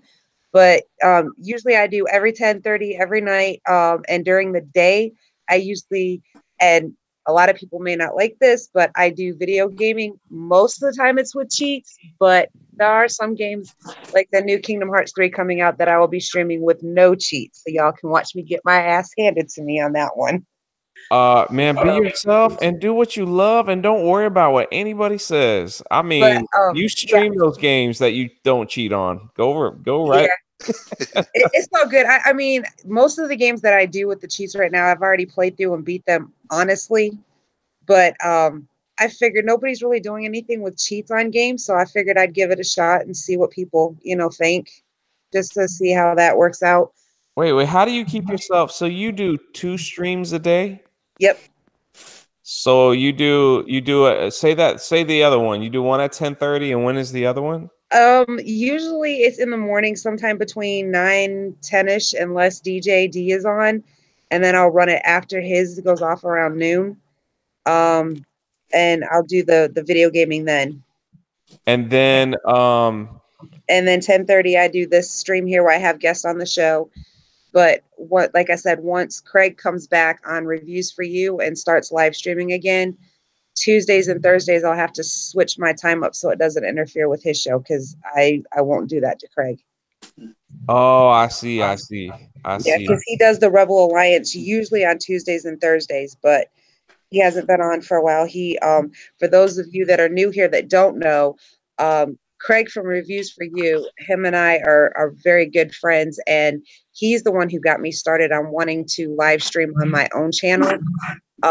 He's just recently like about a month or so ago had a tumor removed from his brain. He had 2 actually back to back. 2, hold on a second. 2 tumors removed from his brain. Yeah, Drunk, you didn't know about this? He was like near death, man.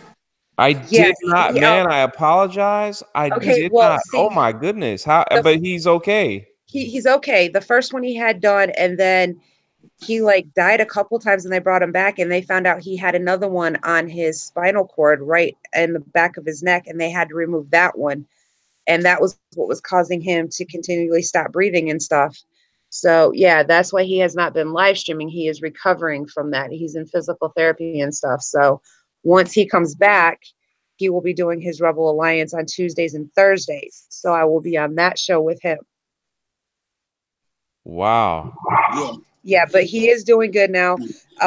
He does have a GoFundMe page set up. Steph and I are going to try to figure out if it's still active. If not, we'll start another one for him to help him out.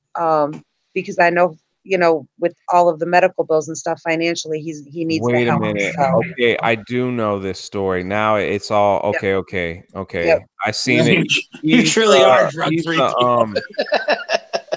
Look, I mean, hey, I get so much stuff. It gets cluttered, and you don't mean it to get cluttered or anything, but it gets like I was telling the people yesterday that after my live stream at Abu Nas, I had many invites, and they just kept coming, and I'm like, and Bonnie, when I spoke to you, when I was texting with you earlier, I was like, I think I can make it. Wait, I think I might have committed. And I was like, I was confused. Yeah, but I got the Craig story now, so I remember seeing because his GoFundMe had his picture on it. Yes. I remember helping to share those things, stuff. But I'm glad he's doing well. Yeah, he's definitely doing better. I mean, hey, he's still with us. I mean, that's good. Yeah, I actually sent him every time I go live, I send him an invite because I never know if he'll jump on or not jump on. So I put it out there, so if he wants to, he can. That's fantastic. Well, I'm working on this video about the Star Wars toys that I had shared earlier, and I just dropped a new YouTube video on how episode 9 can be saved. You guys will get a kick out of it. It's just pure comedy and satire, but for people that know me. But I want to thank you, Bonnie, for the invite. I appreciate it. I really appreciate it, and everybody that was in your chat room was awesome, man. Everybody was like making comments and it was funny, and they were going about it. So I'll definitely be back. I'll be back to hang out with you guys. Cool. Great. And yeah, I usually do Thursdays at 8 o'clock, and they call it 3PO Thursdays. But I mean, most of you guys subbed, and I'm gonna get to my YouTube page, and I'll try to sub back to everyone who got me, and you know, and we'll do that. So, man, thank you, Darth Hammer. But everybody, thank you so much for this. I'm truly honored, honestly, that people would care to hear what I have to say about Star Wars. So, Mr. Pete, you've been needing 600 subs for about 8 years now. Are you any close? About a month and a half. Are you any close to changing that to Mr. Pete needs 500 subs? No. It's going to be Mr. Pete needs 700 subs once I reach 600. Oh, I see. I keep going up, baby. I see. Oh, I get what you're saying. See, I thought you were doing the reverse effect to get to 1,000. That's what I thought was happening. So I get it. Yeah, Like, yeah. if No I problem. started, I was Hey, Mr. take Pete care, needs everybody. 1,000. Have a Yeah. drink on me. Yeah. You know, and enjoy life and just share love with people, man. This world is just it is just full of mean, nasty people. And it's up to us. It's up to us to put the changes on there, because what they're doing to Star Wars and everything else, it could make us angry, sick, and disgusting. But we can change that, and we're gonna change that. So I appreciate all you guys, and I'm gonna head on out of here. And Bonnie, I'll see you again. Definitely. Thank you all. I'll talk to y'all soon. All right. Take care, night. CPO. It's good to meet you. Okay, we trying to get Maze in here? Maze has got an invite, but I think he might be at work right now. And His vast knowledge of the old EU. Yeah, it's always great to have him. Yes, definitely. Wow, yeah, I'm out of my league with you guys on the Star Wars stuff. Holy cow, you guys are deep, man. Like, I got scared off by those movies and just haven't, even come back to the old stuff for such a long time. It's just left such a bad taste in my mouth. Yeah, definitely. We'll see. For those of you that are new to the channel, I never set a topic when I do the show. That's why you'll never see an actual topic, because when people come on the show, I pretty much just leave it freely open to talk about pretty much anything within reason, so that I don't get in trouble, with little kids watching or whatever. But it's an open ground to talk about anything. So we're not stuck with one topic. We can just whatever you feel like talking about. And we always end up having Star Wars in the conversation eventually. So it works out. You guys are hardcore, you guys are like the real Star Wars fans, so. Well, I mean, Dan Boy, what's your knowledge? Limited to the 6 films, the 3 originals? I've seen everything but Solo. I haven't seen Solo, for obvious reasons. But grew up on it, of course, the originals, and I enjoyed the Clone Wars period and all that stuff enough. But yeah, the original trilogy, is close to my heart. But all the rest of it is. I'm not as knowledgeable. I don't have any real knowledge of the EU or anything. I do have some Star Wars action figures like the originals, but that's about it. Yeah, there's so much. There is so much lore. It's got to be one of the biggest. I think only like Star Trek rivals it in terms of like bios and stories and stuff, but most of the Star Trek stuff is just like data, like not the android, but like it's like this planet when this happened, yada yada yada. With Star Wars, there's so many. There's stories within stories within stories. It's great, And this is what I don't get, like when fans like Hello Greedo or Hello Shiloh, as like some people like to call him. Like he says, like, oh, I don't like interconnected stories. I want to see like unrelated characters. That's not how a saga works. That's all I got to say about that. It's better to have the stories intertwined than have them spread out all over the place like Hello Greedo wants. So that's all I got to say about him. You were going to say something, Fanboy? Go ahead, Bonnie. As far as the EU, I'm not that knowledgeable in either. I read them back when I was a teenager, like 14 years old, and then I just recently started picking it back up. But my favorite thing with the EU is Mara Jade and Luke's story. So yeah, I can tell you about that, but other than that, I'm not very knowledgeable with the EU. But the first 6 original movies, love them. I have them first 3 on VHS and the DVD with the updates that they put into them, Right. the special features and stuff. And I do like Rogue One, but those are the only movies that I will accept as canon. And as far as the rest of them, they can go to hell for all I care, because that's not Star Wars. So yeah. Yeah, it's not only that. They've been cherry picking the old EU. They're like, oh, we'll take this story, we'll take that story, we'll change this character. For instance, recently in one of the comic books, originally I forgot her name, but Mace Windu, his master was originally a tree-like female. I mean, she was humanoid, but she was plant-based, not animal-based. Right. But she looked like a humanoid. Like, instead of hair, she had leaves. For some reason, Disney just decided to, like, it was probably like they didn't want to pay the royalty thing. So now her species is she's a different name, and her character is a I forgot they're the green skinned humanoids. You have like your blue skinned chiss, and Right. I think they're called Malarians or something like that. They just changed it, for no rhyme or reason, pointless change. So yeah. So that's how they cherry pick Disney. Yeah, OG just said it. They twist their EU to fit the political agenda. Yeah. Yep, exactly. So, as anybody, I'm assuming everybody's seen that Vader fan film, right? Oh God, yes. No, I haven't seen it yet.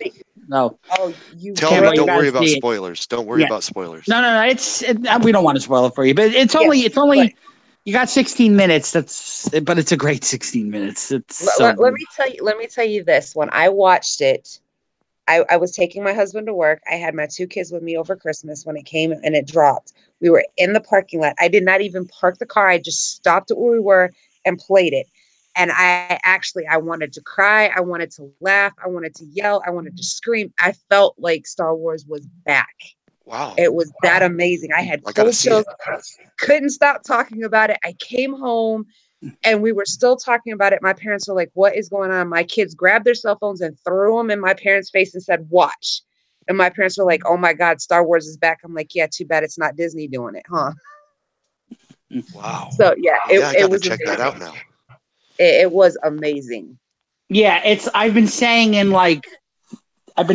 this in people's comments. Like, a lot of people are doing like reaction videos. I keep typing a similar sentence.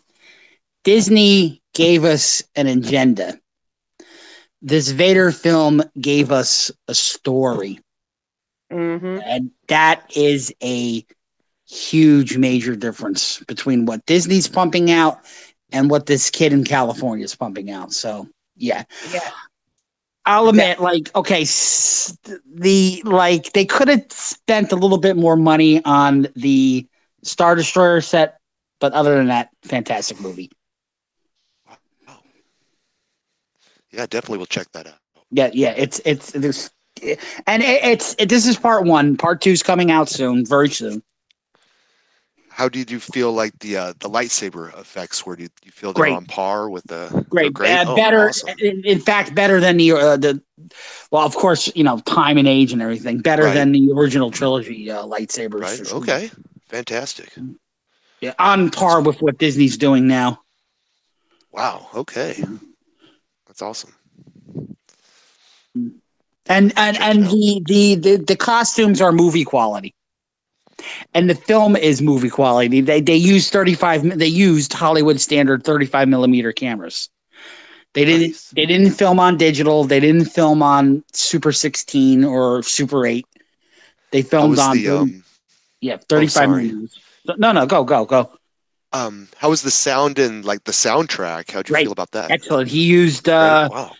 I don't know if he used of course he used stereophonic equipment. I don't know if he used surround sound or not, because that really costs a lot of money, but the sound is excellent.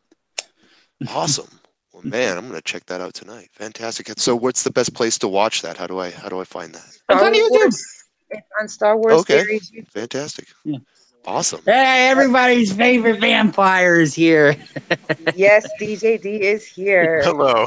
Oh, DJD, what's up, man? I'm trying Long to see if time I no went see. to the wrong portal. Sorry. I'm not gonna It lie. always ends with me. Yes. How you doing, man? Mike Anger show all night, and then I'm like, wait a second, how'd that happen? Yeah, crossing the streams. Really. Definitely crossing the stream. Hey, what's up? Hail War campaign. Hail, brother. Good stuff. Yeah, I was like, oh, Bonnie sent me the invite. Let me go check that out.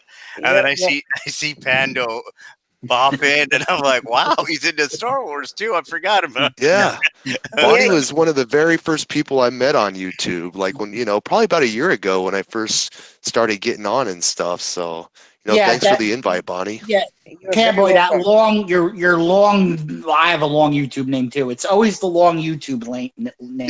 Yeah, Touching people's lives. It's true. Yes.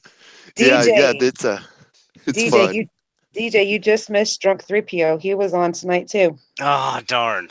No, I've heard of Yeah, him. he seems like a nice guy. Yeah, he's I'd like very to positive. talk to him again. Yeah, he's a cool Very dude. positive guy. Very positive. Yeah, very nice guy. Yes. Yeah. Oh, yeah. Yeah, I won the. I'm mainly an ass, but Apparently, he has a nice ass too. But speaking of asses, yes, I defeated the YouTube ass. But lawyer was necessary, but I beat them, and the strike has been removed. I got my video back. Congratulations. man. Yeah. Did you have to use a lawyer? Fantastic. Oh yeah. Wow. Rakita Law. Holy cow. Rakita Law was my lawyer for this situation. Oh, so nice. Yeah. Well, wow, man. I'm glad that worked out for you. The dirty SJWs, man. So They're just I'm not sure stop. they love the fact that the coordinated effort to take me out over the course of a week, and then it failed miserably. Yep. Because I got lucky. Someone actually looked at the video. Wow. Well, good for you, man. Yeah, they ran a whole bunch of ops on us over Christmas, and that was wild. We were all caught up in that. No, it was nonstop for like a week. Yeah. Yeah, dude. They were hitting us too, man. It was nuts. Not our channel necessarily, but trying to like play games with us online, and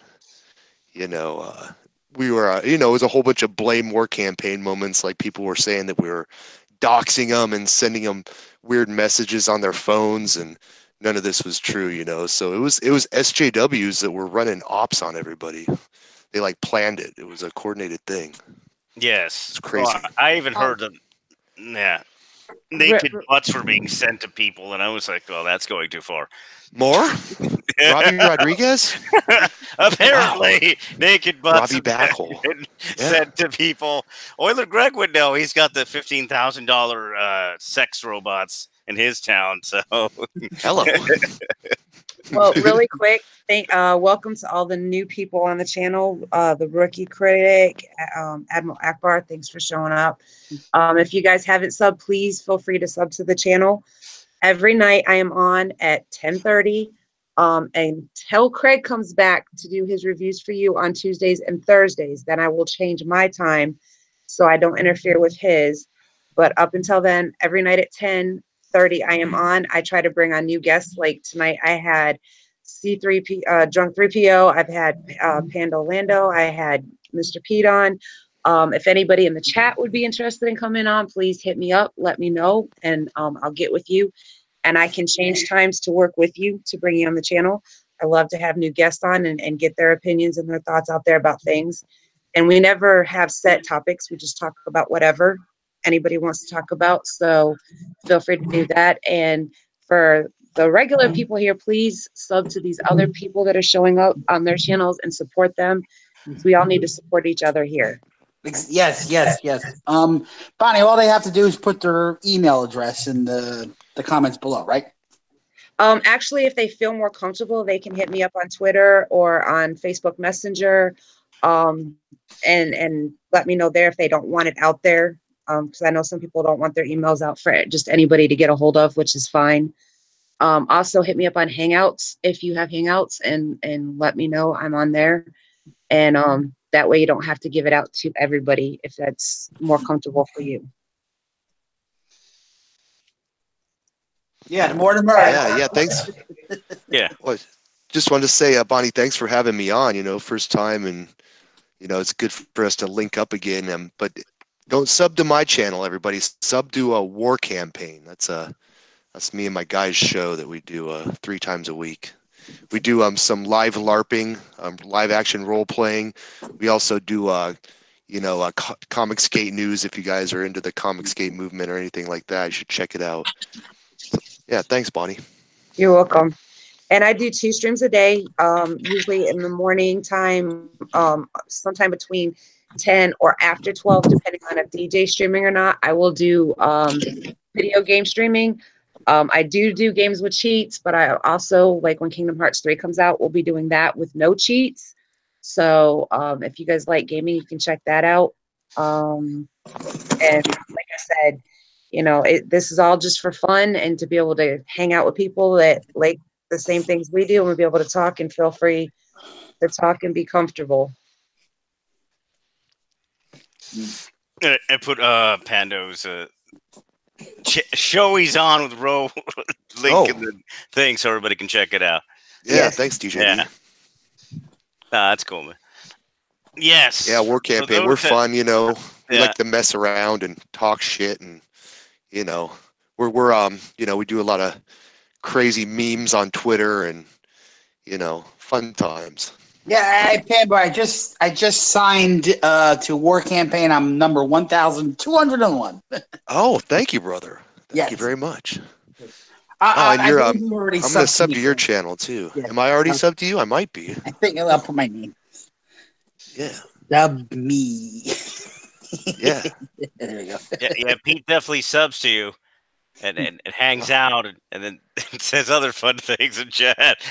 Yeah.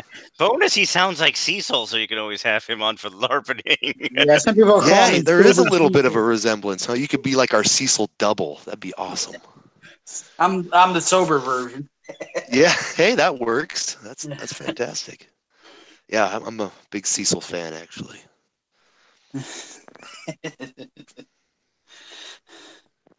How long are we going for? I pretty much just go until people want to go or before it gets too late, because I do have to be up at 6 o'clock in the morning, but I also have sleep apnea, so I can stay up as late as I need to and be fine. So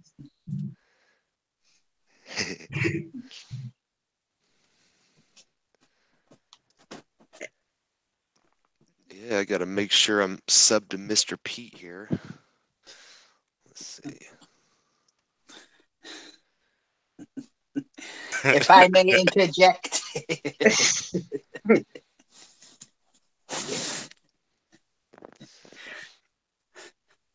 Oh, what do you know? Mike Miller's streaming DJD. Of course he is. That guy streams. He's probably one of YouTube's most active streamers, Mike S. Miller. That's for sure.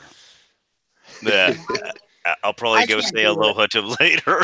Yeah, I can't do it every day. I don't know how to. The people who do it every day, I don't know how they can do it, but I can't do it. I do it a lot. I do it a lot. I try to get into as many of these, hangouts as possible, but I can't do it every day. No, I don't even need to get in the hangout. Just talk to people from chat and say nice things or make them laugh. That's it. Yep. The hangouts, I think of it as a bonus to have some fun. Yeah. So, DJD, any entertainment news? Anything new? Well, let me rephrase that. Anything? That's my North Wakandan brother who handles that one. I'm the South Wakandan one. We got crappy internet. You got goddamn Tug's the umbrella guy. There you go. Hail Tug. Hail Tug. Yeah. The news might be next week. Hopefully my internet functions.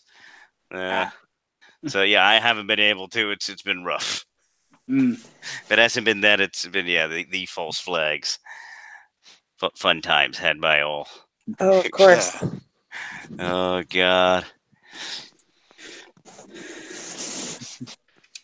Oh man, what the hell's the Star Wars leaks?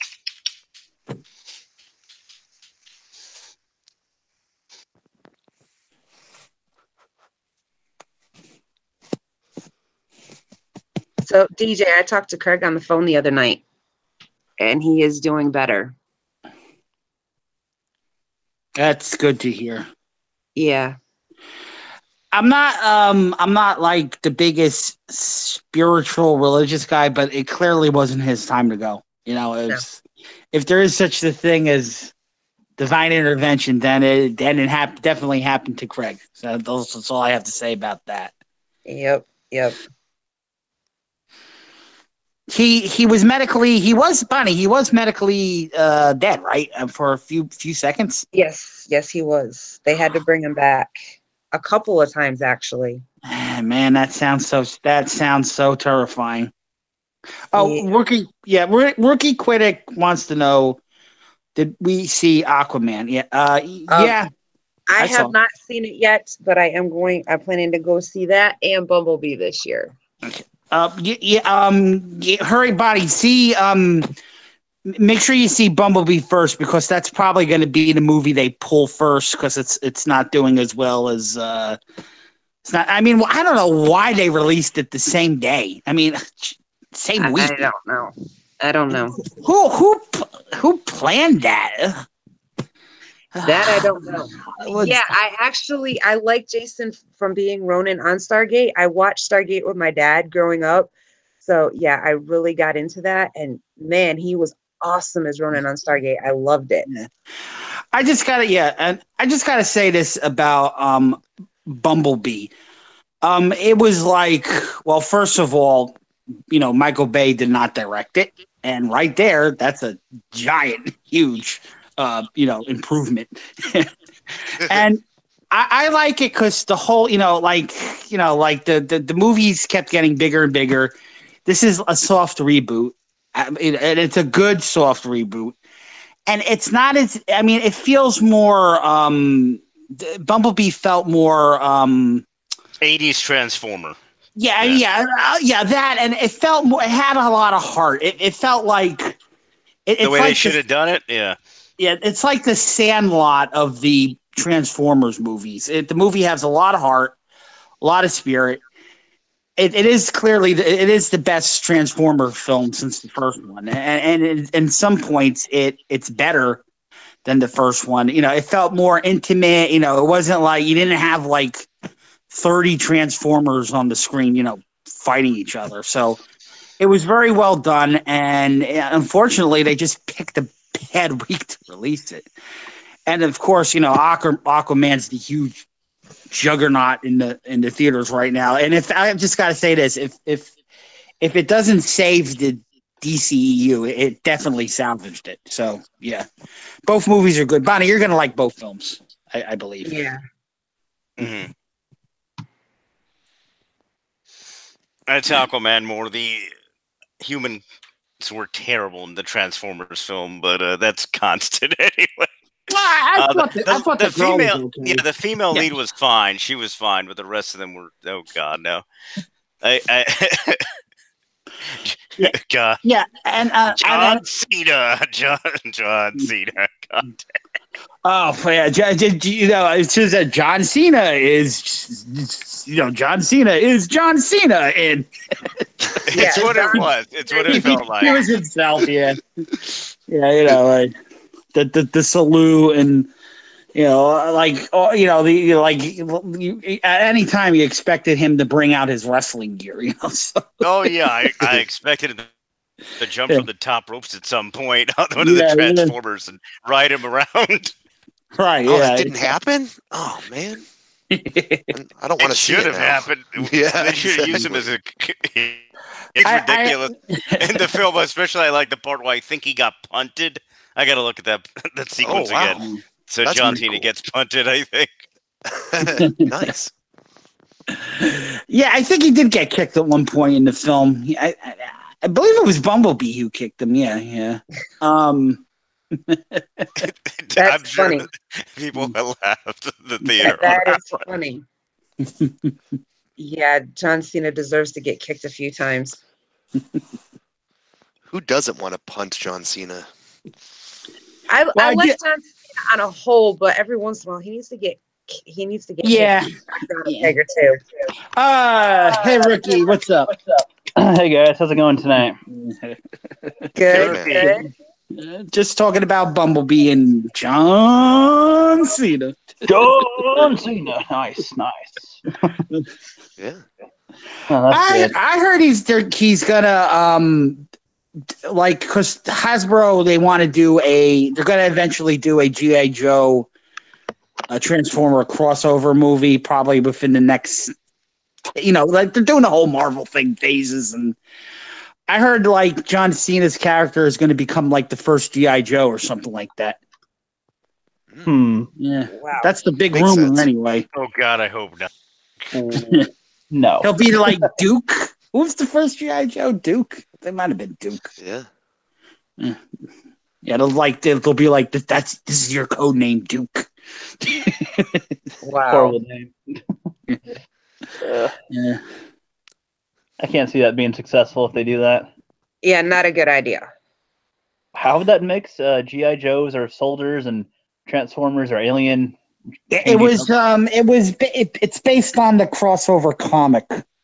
It's Cobra, like they steal some kind of Cybertronian device, and like they turn both the Decepticons and Autobots into their like slaves, basically, to do their bidding and fighting. So yeah, it was I think that's what they're eventually going to do.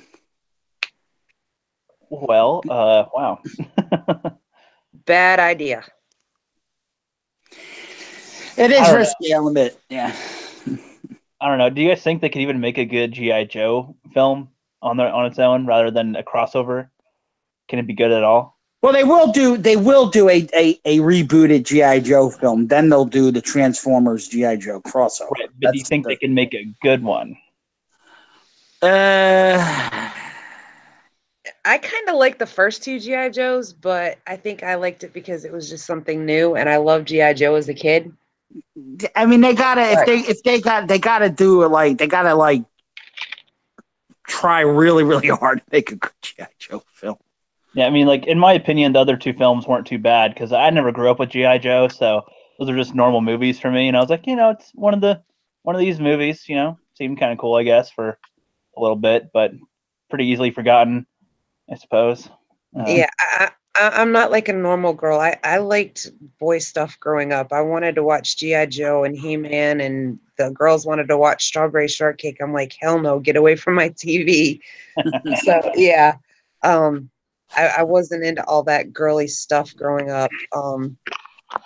I think that's why I got into the sci-fi with my dad so much, because it was not what most girls were doing, and I loved it. So, well, that's good. Better to be original than follow the crowd. Oh yeah, definitely. The first time I actually started doing girly girl stuff was one of my friends asked me to go to the prom with him. He was in the 11th grade and I was in the 9th grade. I'm like, sure, I'll go just for the hell of it. Yeah, I did not want to do that again. But by the time I hit 11th grade, my dad talked me into going. Okay, fine, I'll go. And I used to hang out with all guys in school because the girls just got on my nerves with all their boy talk and shit. And I'd rather be out working on the cars with the boys and playing basketball, baseball, football, that kind of stuff. And yeah, that was a mistake, because after that, the guys I hung out with no longer looked at me as one of the guys I was free game girl date material. I'm like, oh, hell. We're friends, but we're not. Yeah, and out of all of them, one boy to this day still looks at me as one of the boys, and we are still best friends. So yeah, but all the rest of them are just like, no, you're just a girl and hanging out with the boys. That's not cool anymore. You can be a boy in your head, but your body grows up, and then they go, oh, no. Yeah, that dress and makeup did not help my situation at all. So yeah, I didn't want to do that ever again. Nope. All right, this is my first time meeting a Panboy. What's up, man? Yeah, how you doing? It's nice to meet you. The one and only. Yeah, doing pretty good. What's up, DJ? How's it going, man? Hey, what's up, Rookie? Good stuff, man. Yeah, so apparently YouTube told me I should start doing Rookie Critic-like things, and I was like, okay, I'll try YouTube. That's what they wanted with my main channel. They were like, do that. I'm like, no, that's Ricky's department. I would love to see you do some skits. That'd be funny. I guess I'm going to have to do it, or YouTube will take me out. You got to see this. I'll work on it. So I missed the part where you got your copyright thing. Did that get taken care of? No, it wasn't copyright. It was community strike for spam. For the stream that it was me, Mr. Peabody, Frank and the Shawhan Wiener Dog Clan, and Proper Jeremy. Oh, right. They mentioned that. Right. Yeah. Yes. Adam. Yeah, that's what happened. So pretty much they hit me with the spam strike. Then from there, I talked to that umbrella guy.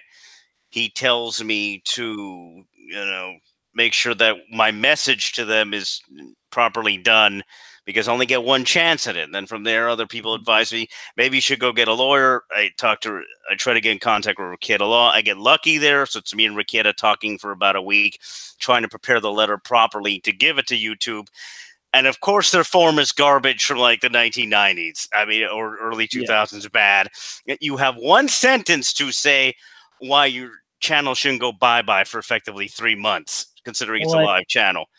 Wow. One sentence. So it had to be a really good sentence. In effect, okay, it was about 3 sentences. So I put to start off parody. Then I put this, more or less what Raqueta told me to do, which is I'm being harassed, false flags, targeted.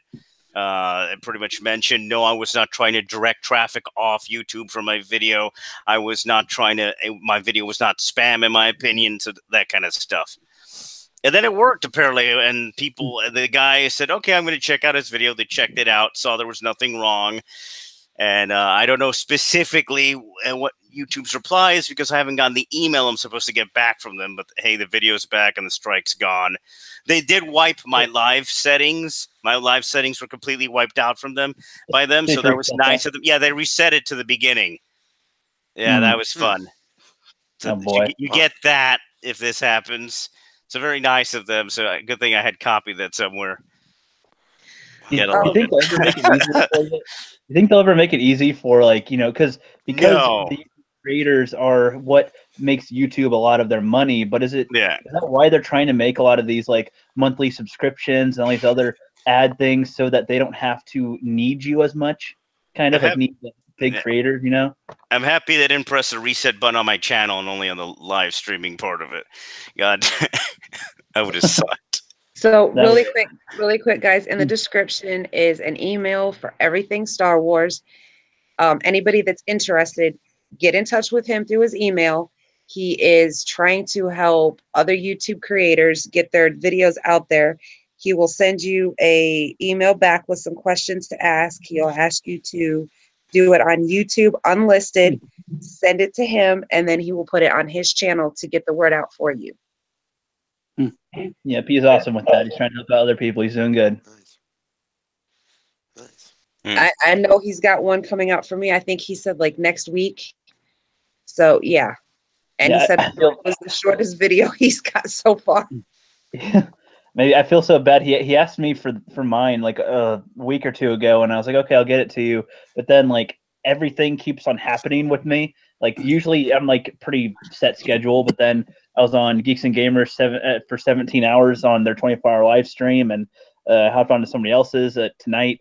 He's like got 80,000 subs, but he only had like 30 people watching his live stream. I don't get how that happens. And it happens. And I was like, and he was like, asking, he was like bleeping in and out of his live stream. And I'm like, dude, let me in and I'll help you out. And I got in and was able to kind of help him out getting it set up. And he's like, dude, you saved my stream. And just had me on for a while. And he's like, I'll call you next time. So Bandit Incorporated, if you guys know who that is. And okay, sounds familiar. Yeah. Yeah, he made some cool Star Wars videos from time to time and Game of Thrones and stuff. But yeah. Yeah, I've been streaming too much. I don't even know why I got on this one. Honestly. Well, I'm glad that you did. I'm sure the fun. Yeah, Mr. Pete. So on New Year's Eve, I had like Mr. Pete and some other people on my live stream for like 3 hours, and then I went on to Brandon Moist for like an hour, and then I saw Jeremy in the middle of the night just drooling into his microphone after being on for 8 hours, Yeah, or he something. was dead. He's not used to this at all. And then he's got the hair, so he doesn't have the power of his normal hair. He's got the Fabio hair going, so that's a little soy. So he was a little weak from all the soy in his head, and it took him down a little bit. Exactly. He's fine now. He'll live. Yeah, he's good. He's good. Yeah, he got some Denny's and saw Alabama possibly win in the future. So maybe it'll happen. Maybe they'll lose, and I'll get to laugh at them. Alabama and blame it on Denny's. Exactly. I'm just joking with them, but it's fun. No, it's all good. It's all good. And then I'm trying to work on making a website to link a lot of small YouTube channels that aren't as popular as like Geeks and Gamers and whatnot, to so people can find a lot of the smaller ones, kind of like in our communities. Oh, that's nice. Yeah. Interesting. Yep. It's got 30 websites on there so far, 30 YouTube channels.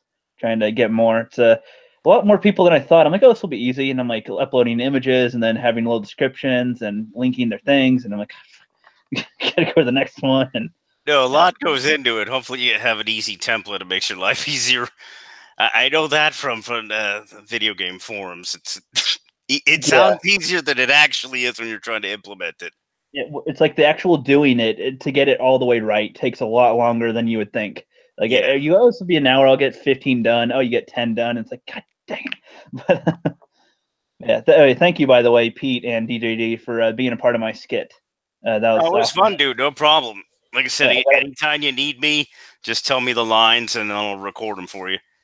Okay, thanks. I got up to 49 cameos in my Rookies Test trilogy total.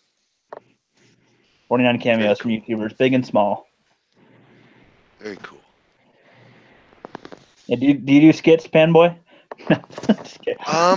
We do a show, and it's not necessarily skits, but it's like live.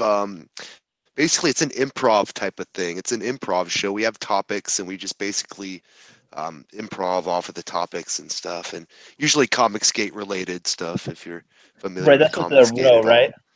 Yeah, with Ro Kabir, yeah, or Rob Kubar, as some people call him.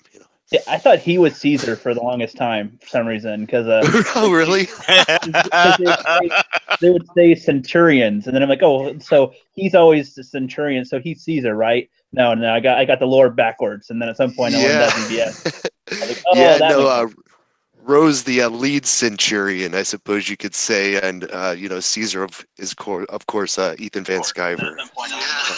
Right. Yeah. So, but yeah, it's we have a lot of fun, and basically cover a lot of Comicsgate topics, drama. A lot of times we're in the middle of the drama, so It seems to never be there's a never-ending well of that. It seems. Yes, it seems, regardless of fandom. Comicsgate. It's a volatile landscape. There was comic books that exist in the current day, and then there's all this war and drama over comics and language. I'm like, what the hell? Yeah, it's wild, man. Comicsgate, for those that don't know, it's a movement that's a consumer revolt against the practices and people at Marvel Comics. So, the SJWs have taken it over, infected it with their brand of Marxism, cultural Marxism, and we're fighting against that essentially. So that's why we're called war campaigns. We're fighting the SJWs in the comics industry. Nice. Good job. Yeah. It's fun times. Yeah, it's why I mentioned that so much, pretty much, on the Tuesday stream when I'm making fun of Ethan Van Sciver to talk about Mike S. Miller and Matt Mundane is, it's like, that war campaign, they made me lose another 10,000 subs. What is happening? I love folders. Did Monday Matt really say that? Yeah, I'm sure he did at some point. He blames everybody now, so I'm surprised if he didn't. I'm surprised if he didn't. I gotta find that video if he did. We'll use that for promotion. Oh, he was just blaming everybody that day. So wow, someone said, "What a pansy!" Yeah. So, Panboy, since I haven't gotten to talk to you yet, is there any small like Comicsgaters or small comic book creators that are not as well known yet or have YouTube channels that are trying to get out yet that don't have that much Oh feedback man, yet. yeah. Let me hook you up with Mike Anger, Mike Angerhauser. Mike might be his YouTube. Him out. He does a lot of like he'll do daily streams where he just chills and maybe he'll draw and listen to music, and the people in the chat are kicking it, or sometimes he'll do shows where he has some war campaign guys, or he might have Cecil on, if you know Cecil from the comic skate scene. Who doesn't know Cecil? He's a really good guy to check out. Yeah. Okay. So check out Mike Angerhauser. He's a really small artist, like just breaking into comic skate. Yeah, I like finding brand new ones. I like finding brand new ones who are like just getting their foot in the door, just starting YouTube, just starting their own project. I love you'll love Fedorable the Horrible. Then he's a fine little channel. I'll try to get you the info for that. Yes, you can put me on the website too. It's cool, man. So that's awesome. Yeah, because I found Riot Kitty in a chat at one point. Yeah, my chat probably. Yeah, Riot Kitty's good too. She's quite the artist. Yeah, she was. I think it was in a Rakira Law one or something. And she's a kid also. Yeah, she's a couple of places. But I found her when she posted her first video, like the day after she posted her very first video, and I was like, oh, she's pretty cool. And she had like 15 subs or so, and then I tried featuring her a little bit more, mention her more, giving her some shout outs, and I'm proud to see she's at like 70 or 80 subs by now, and she only has like 3 videos up. So I love seeing growth like that when they're that small. That's cool. Yeah. Yeah. So sorry, Bonnie, if I kind of took over a little bit. I apologize. Oh, you're perfectly fine. Okay. Bonnie likes the alpha males. Okay. Sorry. Yeah. Hey, I'm joking, Bonnie. I love to let people talk on the channel because it lets other people learn more about your channel. So it's all cool. Okay. Yeah. I mean, I'm mostly a movie guy, but I like to. Lately, I've been about trying to get small channels that have good content more notice, more spotlight, because I mean that's all it takes really is getting more people to see you, and when more people can give you feedback and check you out and recommend you and whatnot, it kind of motivates you a little more to put out better content also. I mean, that's kind of how I feel. Yeah, we're always looking for more subs, Well, it's like that's the thing too. It's like you can have like 5 subs or 1 million subs, but it's like you can have good content either way. It's kind of absolutely. We feel blessed, like basically we were just guys that were shit posting in Ethan Van Sciver's chat, and he brought Ro on the show one time, and Ro started talking to me, and we're like, hey, together with Gattori Hanzo, and say, hey, why don't we, we're kind of like, famous in this thing now because Caesar would give us shout outs and bring Ro on his show. And so we just decided to fuck around or mess around and, start our own thing. And, we're really just fans. Like we're really just come from the YouTube chats, we're nothing special. They're special now. You're entertaining. No, so you bring entertainment. So that's what you bring to YouTube. So they've also got magical powers. I've noticed. We can absorb, the slings and arrows that the SJWs throw, and then like people blame us for a bunch of stuff we didn't do, which makes it fun, that damn war campaign ruined the Eiffel Tower or something. Like that's what they sound like. What? That's right. We're responsible for everything. That's bad.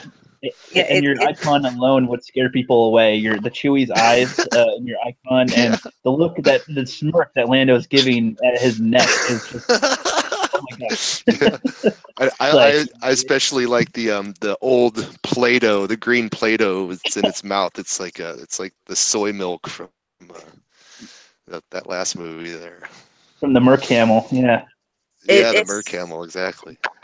It's really crazy because I started out just watching Craig's channel on Reviews for You, and then I told him, if your channel gets bigger and you want, I can kind of moderate your channel for you to keep SJWs at bay.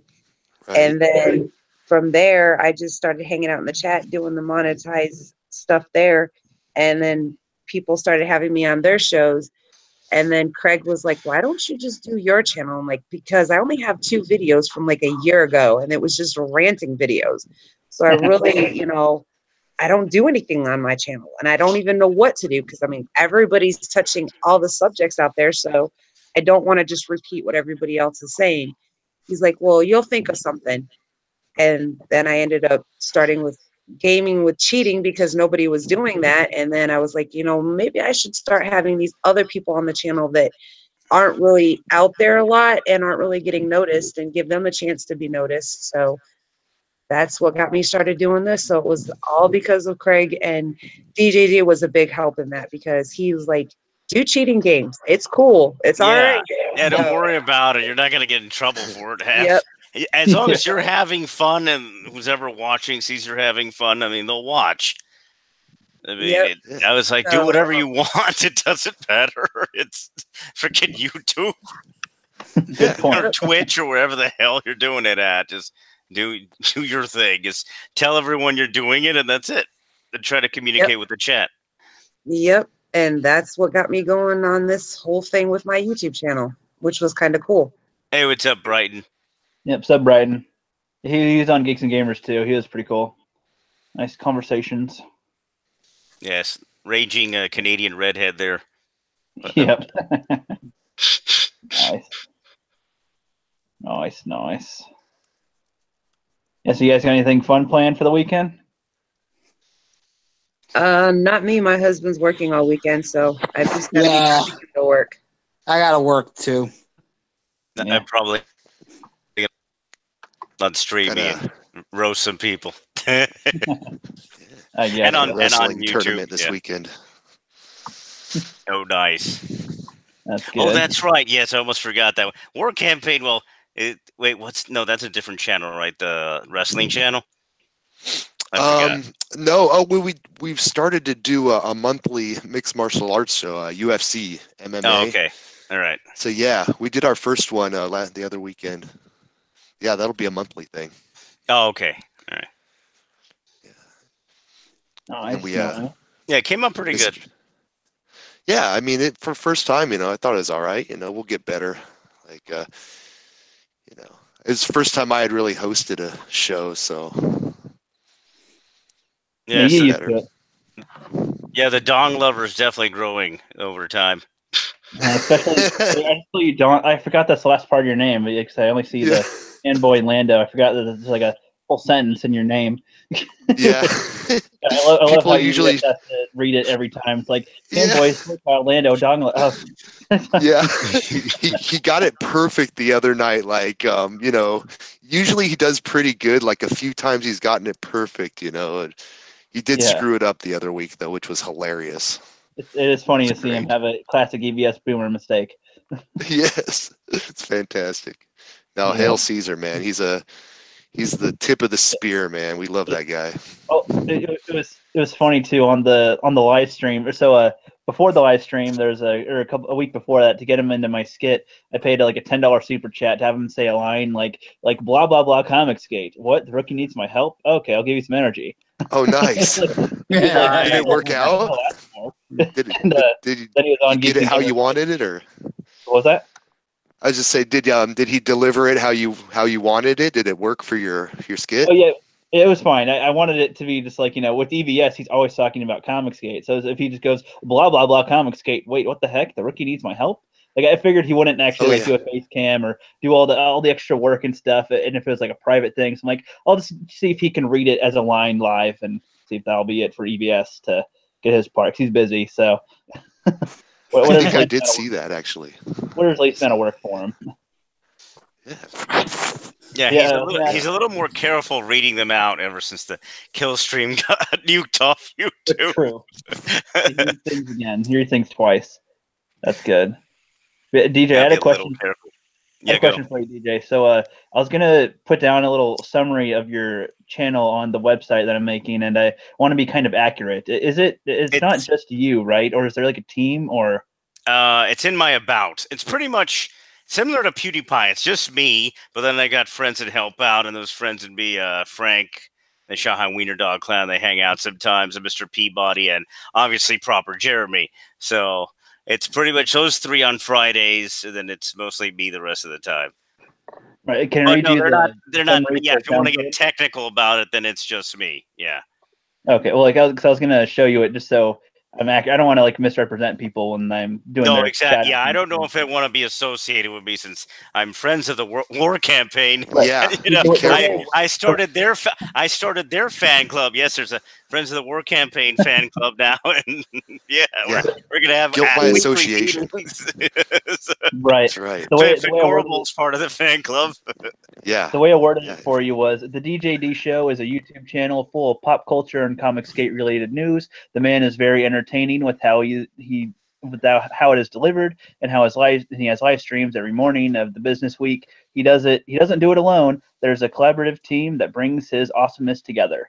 That's fine. All Yeah, right. that's fine. Okay. That would work. Cool. I mean, you could take. Actually, I might confuse people. Take it and take out the collaborative team part because, like I said, I don't want them getting in trouble either. Okay. And people Yeah. see, then there'll be the expectation level of, hey, where's the rest of your team? Where's everybody? So yeah. So I yeah, just don't take want that. to leave people out for credit if they were No, I involved. get it. No, I get that. But no, it's more like the other way around. I think they don't want the credit. Blame War Campaign for that. Exactly. They're more like it's more like a call-in show on what it is. So it would be it's like right like the guy, and then people call in, but there's Gator and Zidane that also co-star and stuff. I gotcha. Okay. Yeah. So sometimes, and we haven't really worked that out yet. So far, it's been like guest format, if anything. Okay. Hey, what's up, Brighton? Yeah, pretty good. Nice to finally meet you. Whatchamacallit, Panboy. Oh, hello. Yeah, Sound you way can higher. call me Old Pan or Poe or. Oh, well, either ways, I remember Panboy, you from the wild old school Lando days. song lover or something, right? Yeah. Yeah. Say Actually, again, sounds Brian. a bit like me. Oh no, that's just my end. Anyways, but no, I remember you from the old school G&G. Those are the great Yeah, ones. man. Yeah. Yeah, but then you just kind of disappeared. Kind of like Yeah, I the got- last Airbender. He just vanished. I kind of did. Like I went like full-time Comicsgate scene. If you've heard of the Comicsgate thing, like. Oh yeah, no. I've been on DJD's show and Fedorable. Was it Fedorable? Fedorable the Yeah, Horrible, Fedorable. yeah.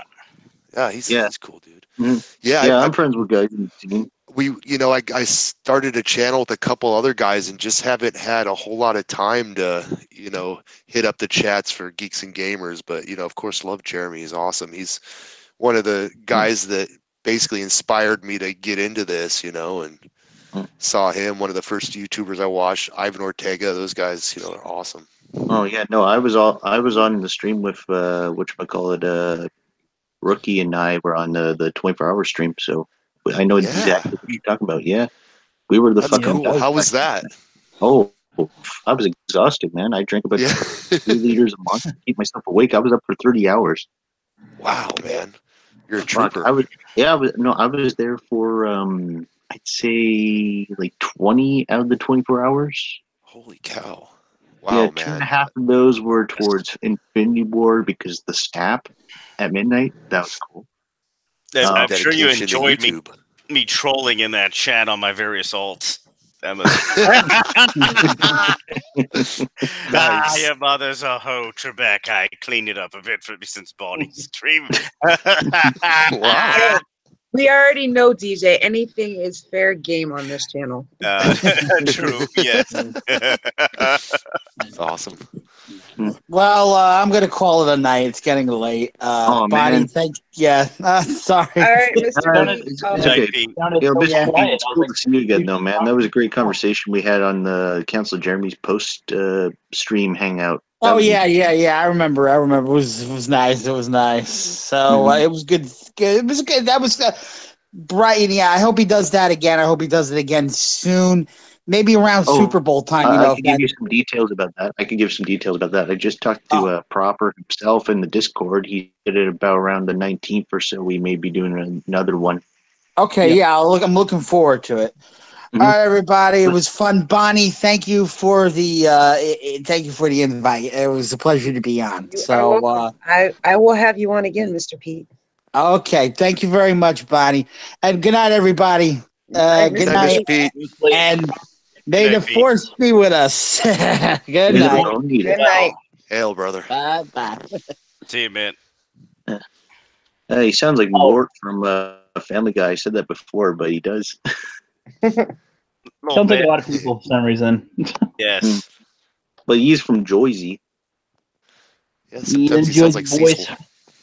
Cecil. Cecil. Yep. I made a rap about Cecil. Dude, no, Oh, I nice. actually Oh, nice. It was very dumb, but it was fun. No, we'd love to have it though. So You guys- I'd you guys say, wanna well, hear it? not me, war campaign, course. probably. There you Of course go. we want to hear it. That'd be Play it. more up their alley. I can play it. Let me see if I can share my screen. Oh, dope. No, it doesn't give me that option. it's better not be porn. Yeah, but I think you guys can hear it if I play it. You guys might be able to hear it if I play it at least. Yeah. Let's see, Cecil rap. I think honestly though, I think Jeremy only allowed me on live stream because he wanted an autistic person for woke points. Yeah. Well, That's kidding. wow. Well, he made sure to have No, at you're least. fun, dude. Yeah, he had Yeah, Rookie yeah. and you, so obviously he And had the to have lesbian. all the bases covered. I'm joking, Rookie. Don't kill me. He had to me for fat points. So No, that He's is got true. the fat Oh guy, God, the lesbian, the redneck, and that, everything. He's got the Mexican. yeah, I was more Sid- diverse Sid is than black. TLJ. DJ, didn't you say that Craig's gonna start live streaming again next week? that's my hope. Okay. I get on and off when he's in the mood and chatty on Twitter. Yeah. I get to hear it, but hopefully, yeah, he's chomping at the bit to start doing it again. Yeah, I try to check with him every day, especially Tuesdays and Thursdays, to see if he plans on doing a show, so I can schedule mine around his, so I know that it's not going to be on the same time his is. But Yeah. like I texted him today and I did not get a text back, so I figured he wasn't live streaming. But I sent him an invite just in case he wanted to come on, but apparently he did not feel like coming on. So, but yeah, if Craig's not live streaming on Tuesdays and Thursdays, I'll do my normal time. But if he is, I'll change the time. Mm-hmm. All right, you guys want to see the rap? Sure. All right, I don't know if you guys. Let me know if you guys can hear it first. Cecil, what is... You hear it? Yes. Yeah. Okay.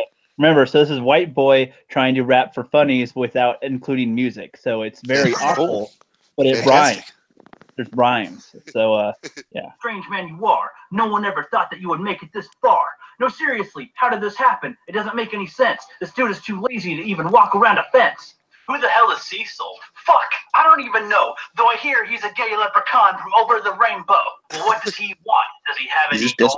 Dude, for all I know, he's made of jelly rolls. No one knows who he is. It's like he just pooped into existence. All that I know is that he annoys EVS with great persistence. I don't know. If you ask me, he doesn't seem all that bad. In fact, his jokes are quite ironclad. No. You've got to listen up. That's part of the trick. The name of his channel is a motherfucking dick. Bro, Cecil, you invade every live stream. With my guest, your ass is shoveling some ice cream. Based on what you've done, you do it all the time. We had the impression you were a troll. Comicsgate had enough and told you to go take a stroll. Yet you weren't done. You got up off your ass. You brought over some beers, and now you are a blast. You are one unique dude. You are not like all the rest. My bro, it's okay that you like Hillary. You can still kick some fucking ass and join Caesar's auxiliary. You don't really seem like it, but you are quite a tough guy. Yet you push us as far as we can muster. Dude, you are one hell of a comedy gut buster. Cecil, you better be awake. You should listen to this rap while I talk about Comicsgate.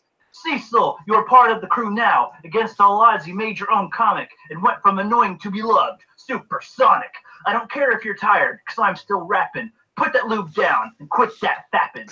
You went from rags to riches. You're rising in the ranks. Cash Grab will be a bestseller. No doubt, motherfucker. No old yeller. Sit down and take a break, Cecil. I'm gonna rip into Comicsgate because it's legal. Hey, you want to help me out? I'm feeling kind of hungry, and I want a comic book and a rice that ain't bland. Well, check out this black dude, Antonio Bryce, and his comic book brand. Bigfoot Bill is on the way to the top. With any luck, it might be the very best. But if given the choice, would you shake Doug's hand or touch Cecil's hairy chest? A young first Little Caesar is rising through the ranks. Start us people drawing blanks. The new brown boy is going to move a bit faster, but if Caesar's going to win, he's going to have to kick Nasser. Hey, Mitch, you think you're safe from this beating? Oh, wait, just kidding. Oh, yeah, I'll just give you a nice, respectful greeting. Fuck, I'm almost at the end, but that's okay. I'll come back through the force just like Uncle Ben. EVS is next, but Cecil is a god. He blew all expectations, and his existence defies all explanations. Cecil, you are the motherfucking best. I'm gonna tuck you under the covers and put this all to rest. Shh, go to sleep and dream about getting paid, and let Comicsgate deal with that little shit stain, Mark Waid. Yeah. Oh, Dude, that was Nice. awesome. that was Yeah. good. That was good. Dude. That This was was your great, two. dude. Oh shit. That was good. Hello. Evidence of my whiteness. I also made a dramatic one. That was killer. Oh man, that was great. Those questions from Rebecca Clark. I made Oh, a dramatic man, yeah. version too, like a shorter dramatic one.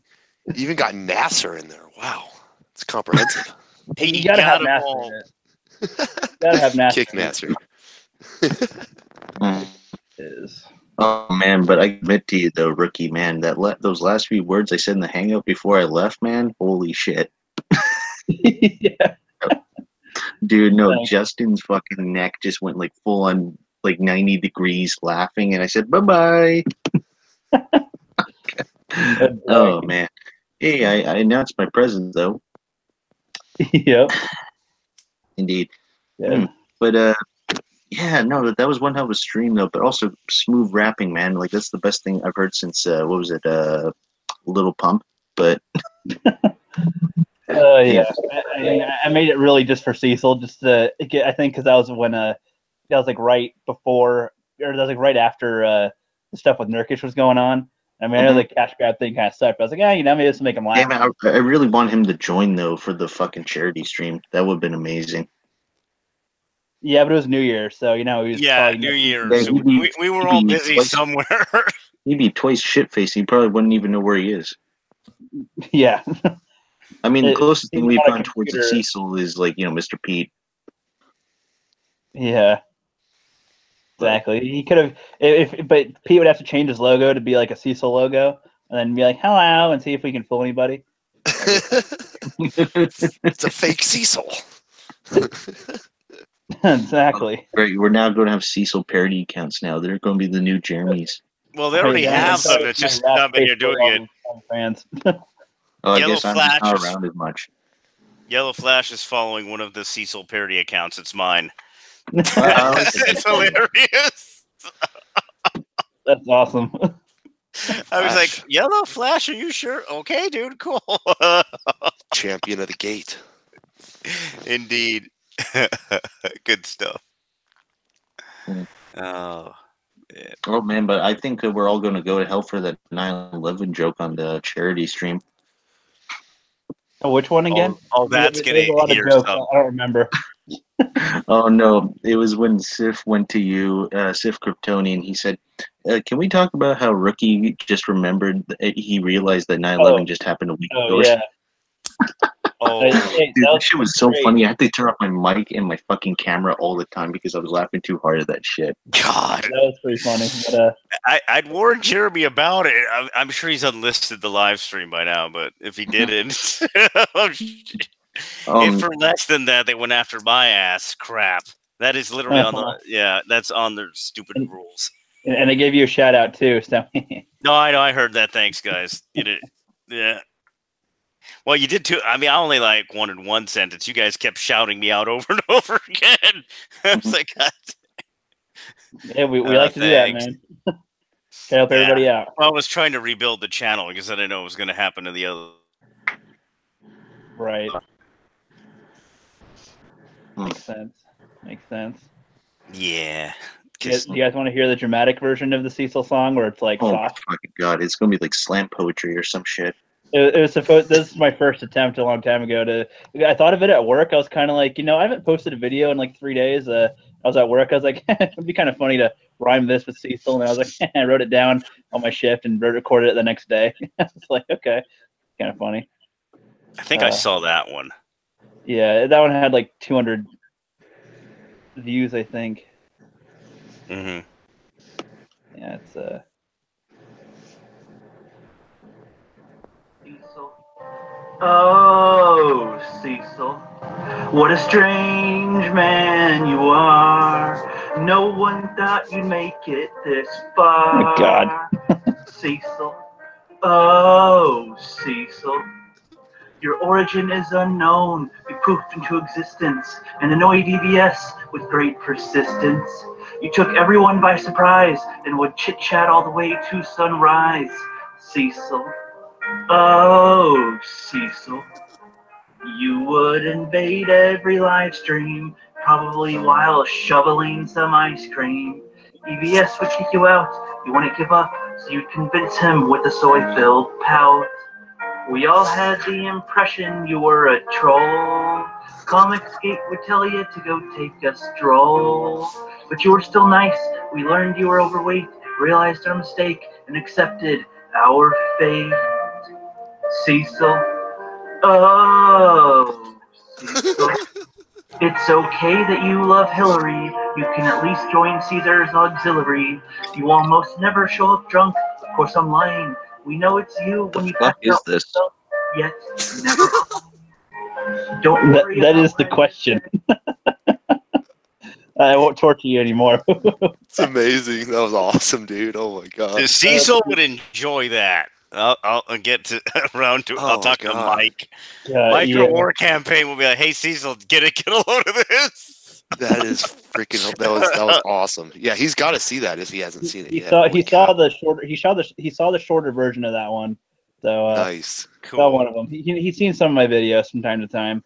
I don't do too many Comicsgate specific ones, so it's not as often. But from time to time, I like to throw a Comicsgate one here and there. Yeah. Oh, that's awesome. That was cool, man. Like, as a Cecil fan, I enjoyed it. Yeah, I liked it. It was funny. I'm glad, man, because I think it's horrible, but it's people get a laugh. Exactly, that's what makes it funny. It's terrible. You could tell that you put your heart into it. So it's fantastic. Uh-huh. It had probably more emotional depth than most music nowadays. Yeah, I could torture you guys with my high school raps. Those were. If you thought the Cecil wasn't bad, this is no, dude. Really this is the shit they play in Guantanamo Bay. This would be used to torture people because this was when I didn't know what rap was from like early high school.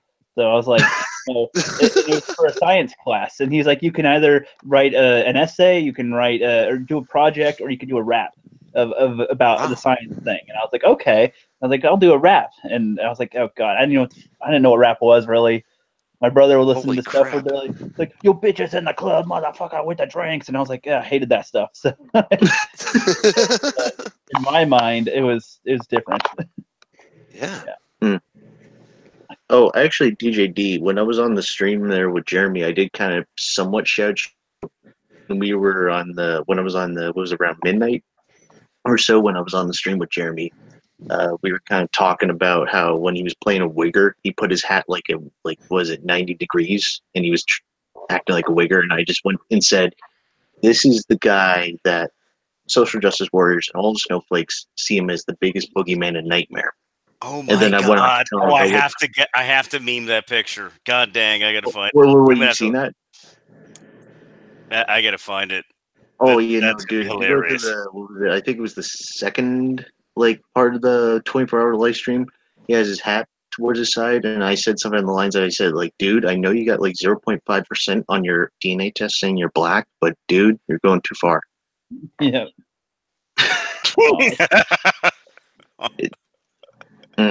Yeah, I know. It's like see Thomas Howell as the Soul Man in real life. Wow! I gotta bring that then. Oh, that's gonna be an interesting meme. I'm sure some guy like myself. I'm sure if that didn't get me banned, the other stuff that one I've got. No, you don't understand. I have the original poster I won from a contest. Dude, how the fuck did for they even Soul get Man? So this will be extra special. Yes, it's. oh, dude, that would be hilarious. Soul Man, Jeremy. Oh my god, that'd be fucking great. Exactly, that's what I'm planning. Oh yeah. Someone's got to do that. Holy cow. It'll happen. Give it time. Absolutely. And then I can be called everyone now is pretty much racist calling yet me White again. Ivan now. Oh, Double triggered the God. SJW's Soul Man Jeremy. Oh, Holy cow. Oh, yeah. Oh, Dude. yeah. So funny. That thing triggered then. You don't That's understand. what I mean. How the fuck did they get away with that shit back Yes. then? Yes. But oh man, dude, no, I mean everyone's now calling me White Ivan now. Hey, Oh, God. it's pretty good. Nice. It's not, Yeah, hey, yeah. that's Well, not he bad. calls That's not himself bad. Brown Jeremy, so Based on your appearance? no, it's kind of like that Drake meme, like flip the switch. So you turn on the dark theme, you get Ivan. You turn on the light theme, you get Brighton. Nice. Oh, that fell flat. All right, guys, it's Yeah. almost 2:00 here. Yeah. I'm gonna go ahead Wait. and Oh, you're on the East Coast? yes. Oh, Yeah. I'm on the West Coast. Ditto. Yeah. Yeah. Ditto. So Thanks I'm for gonna, having me on, Bonnie. no problem. I'm gonna end this for tonight, but I will be back on tomorrow night. If any of you want to be on tomorrow night, hit me up on Messenger, on Twitter, or if you don't, here, I'll put my email in here. You can email me, and I will get you By the way, back on the Bonnie, show. sorry, I don't mean to interrupt. I was going to say in the future, don't use that I gave to you. That's my old one, I realized. So when I was waiting for the invite, I was like, I'm waiting. Oh, wait. Shit, I'll put my real one now. Okay.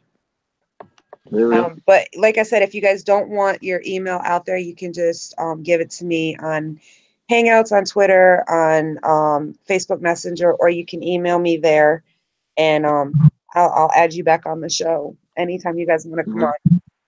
So we're going to end this for tonight, and we will see you guys tomorrow. I think I should be able, well, no, tomorrow I can't. Tomorrow we'll just have the night stream because tomorrow I have things to do in the morning, so I won't be able to do the gaming, but I'll pick up the gaming on Saturday, and we'll try to finish up the Final Fantasy X and start another game. So I will see you guys tomorrow. Nice meeting you, Bonnie. Nice meeting you guys. Yeah, good to Yeah, talk thanks to for having us everybody. on. Yeah. Bright, It's fun like always, Ricky, Bonnie. Critic, DJD. Take care, Yep. everybody. Thank you, Bonnie. Hey, good talking to you again, dude. That was fun. Absolutely.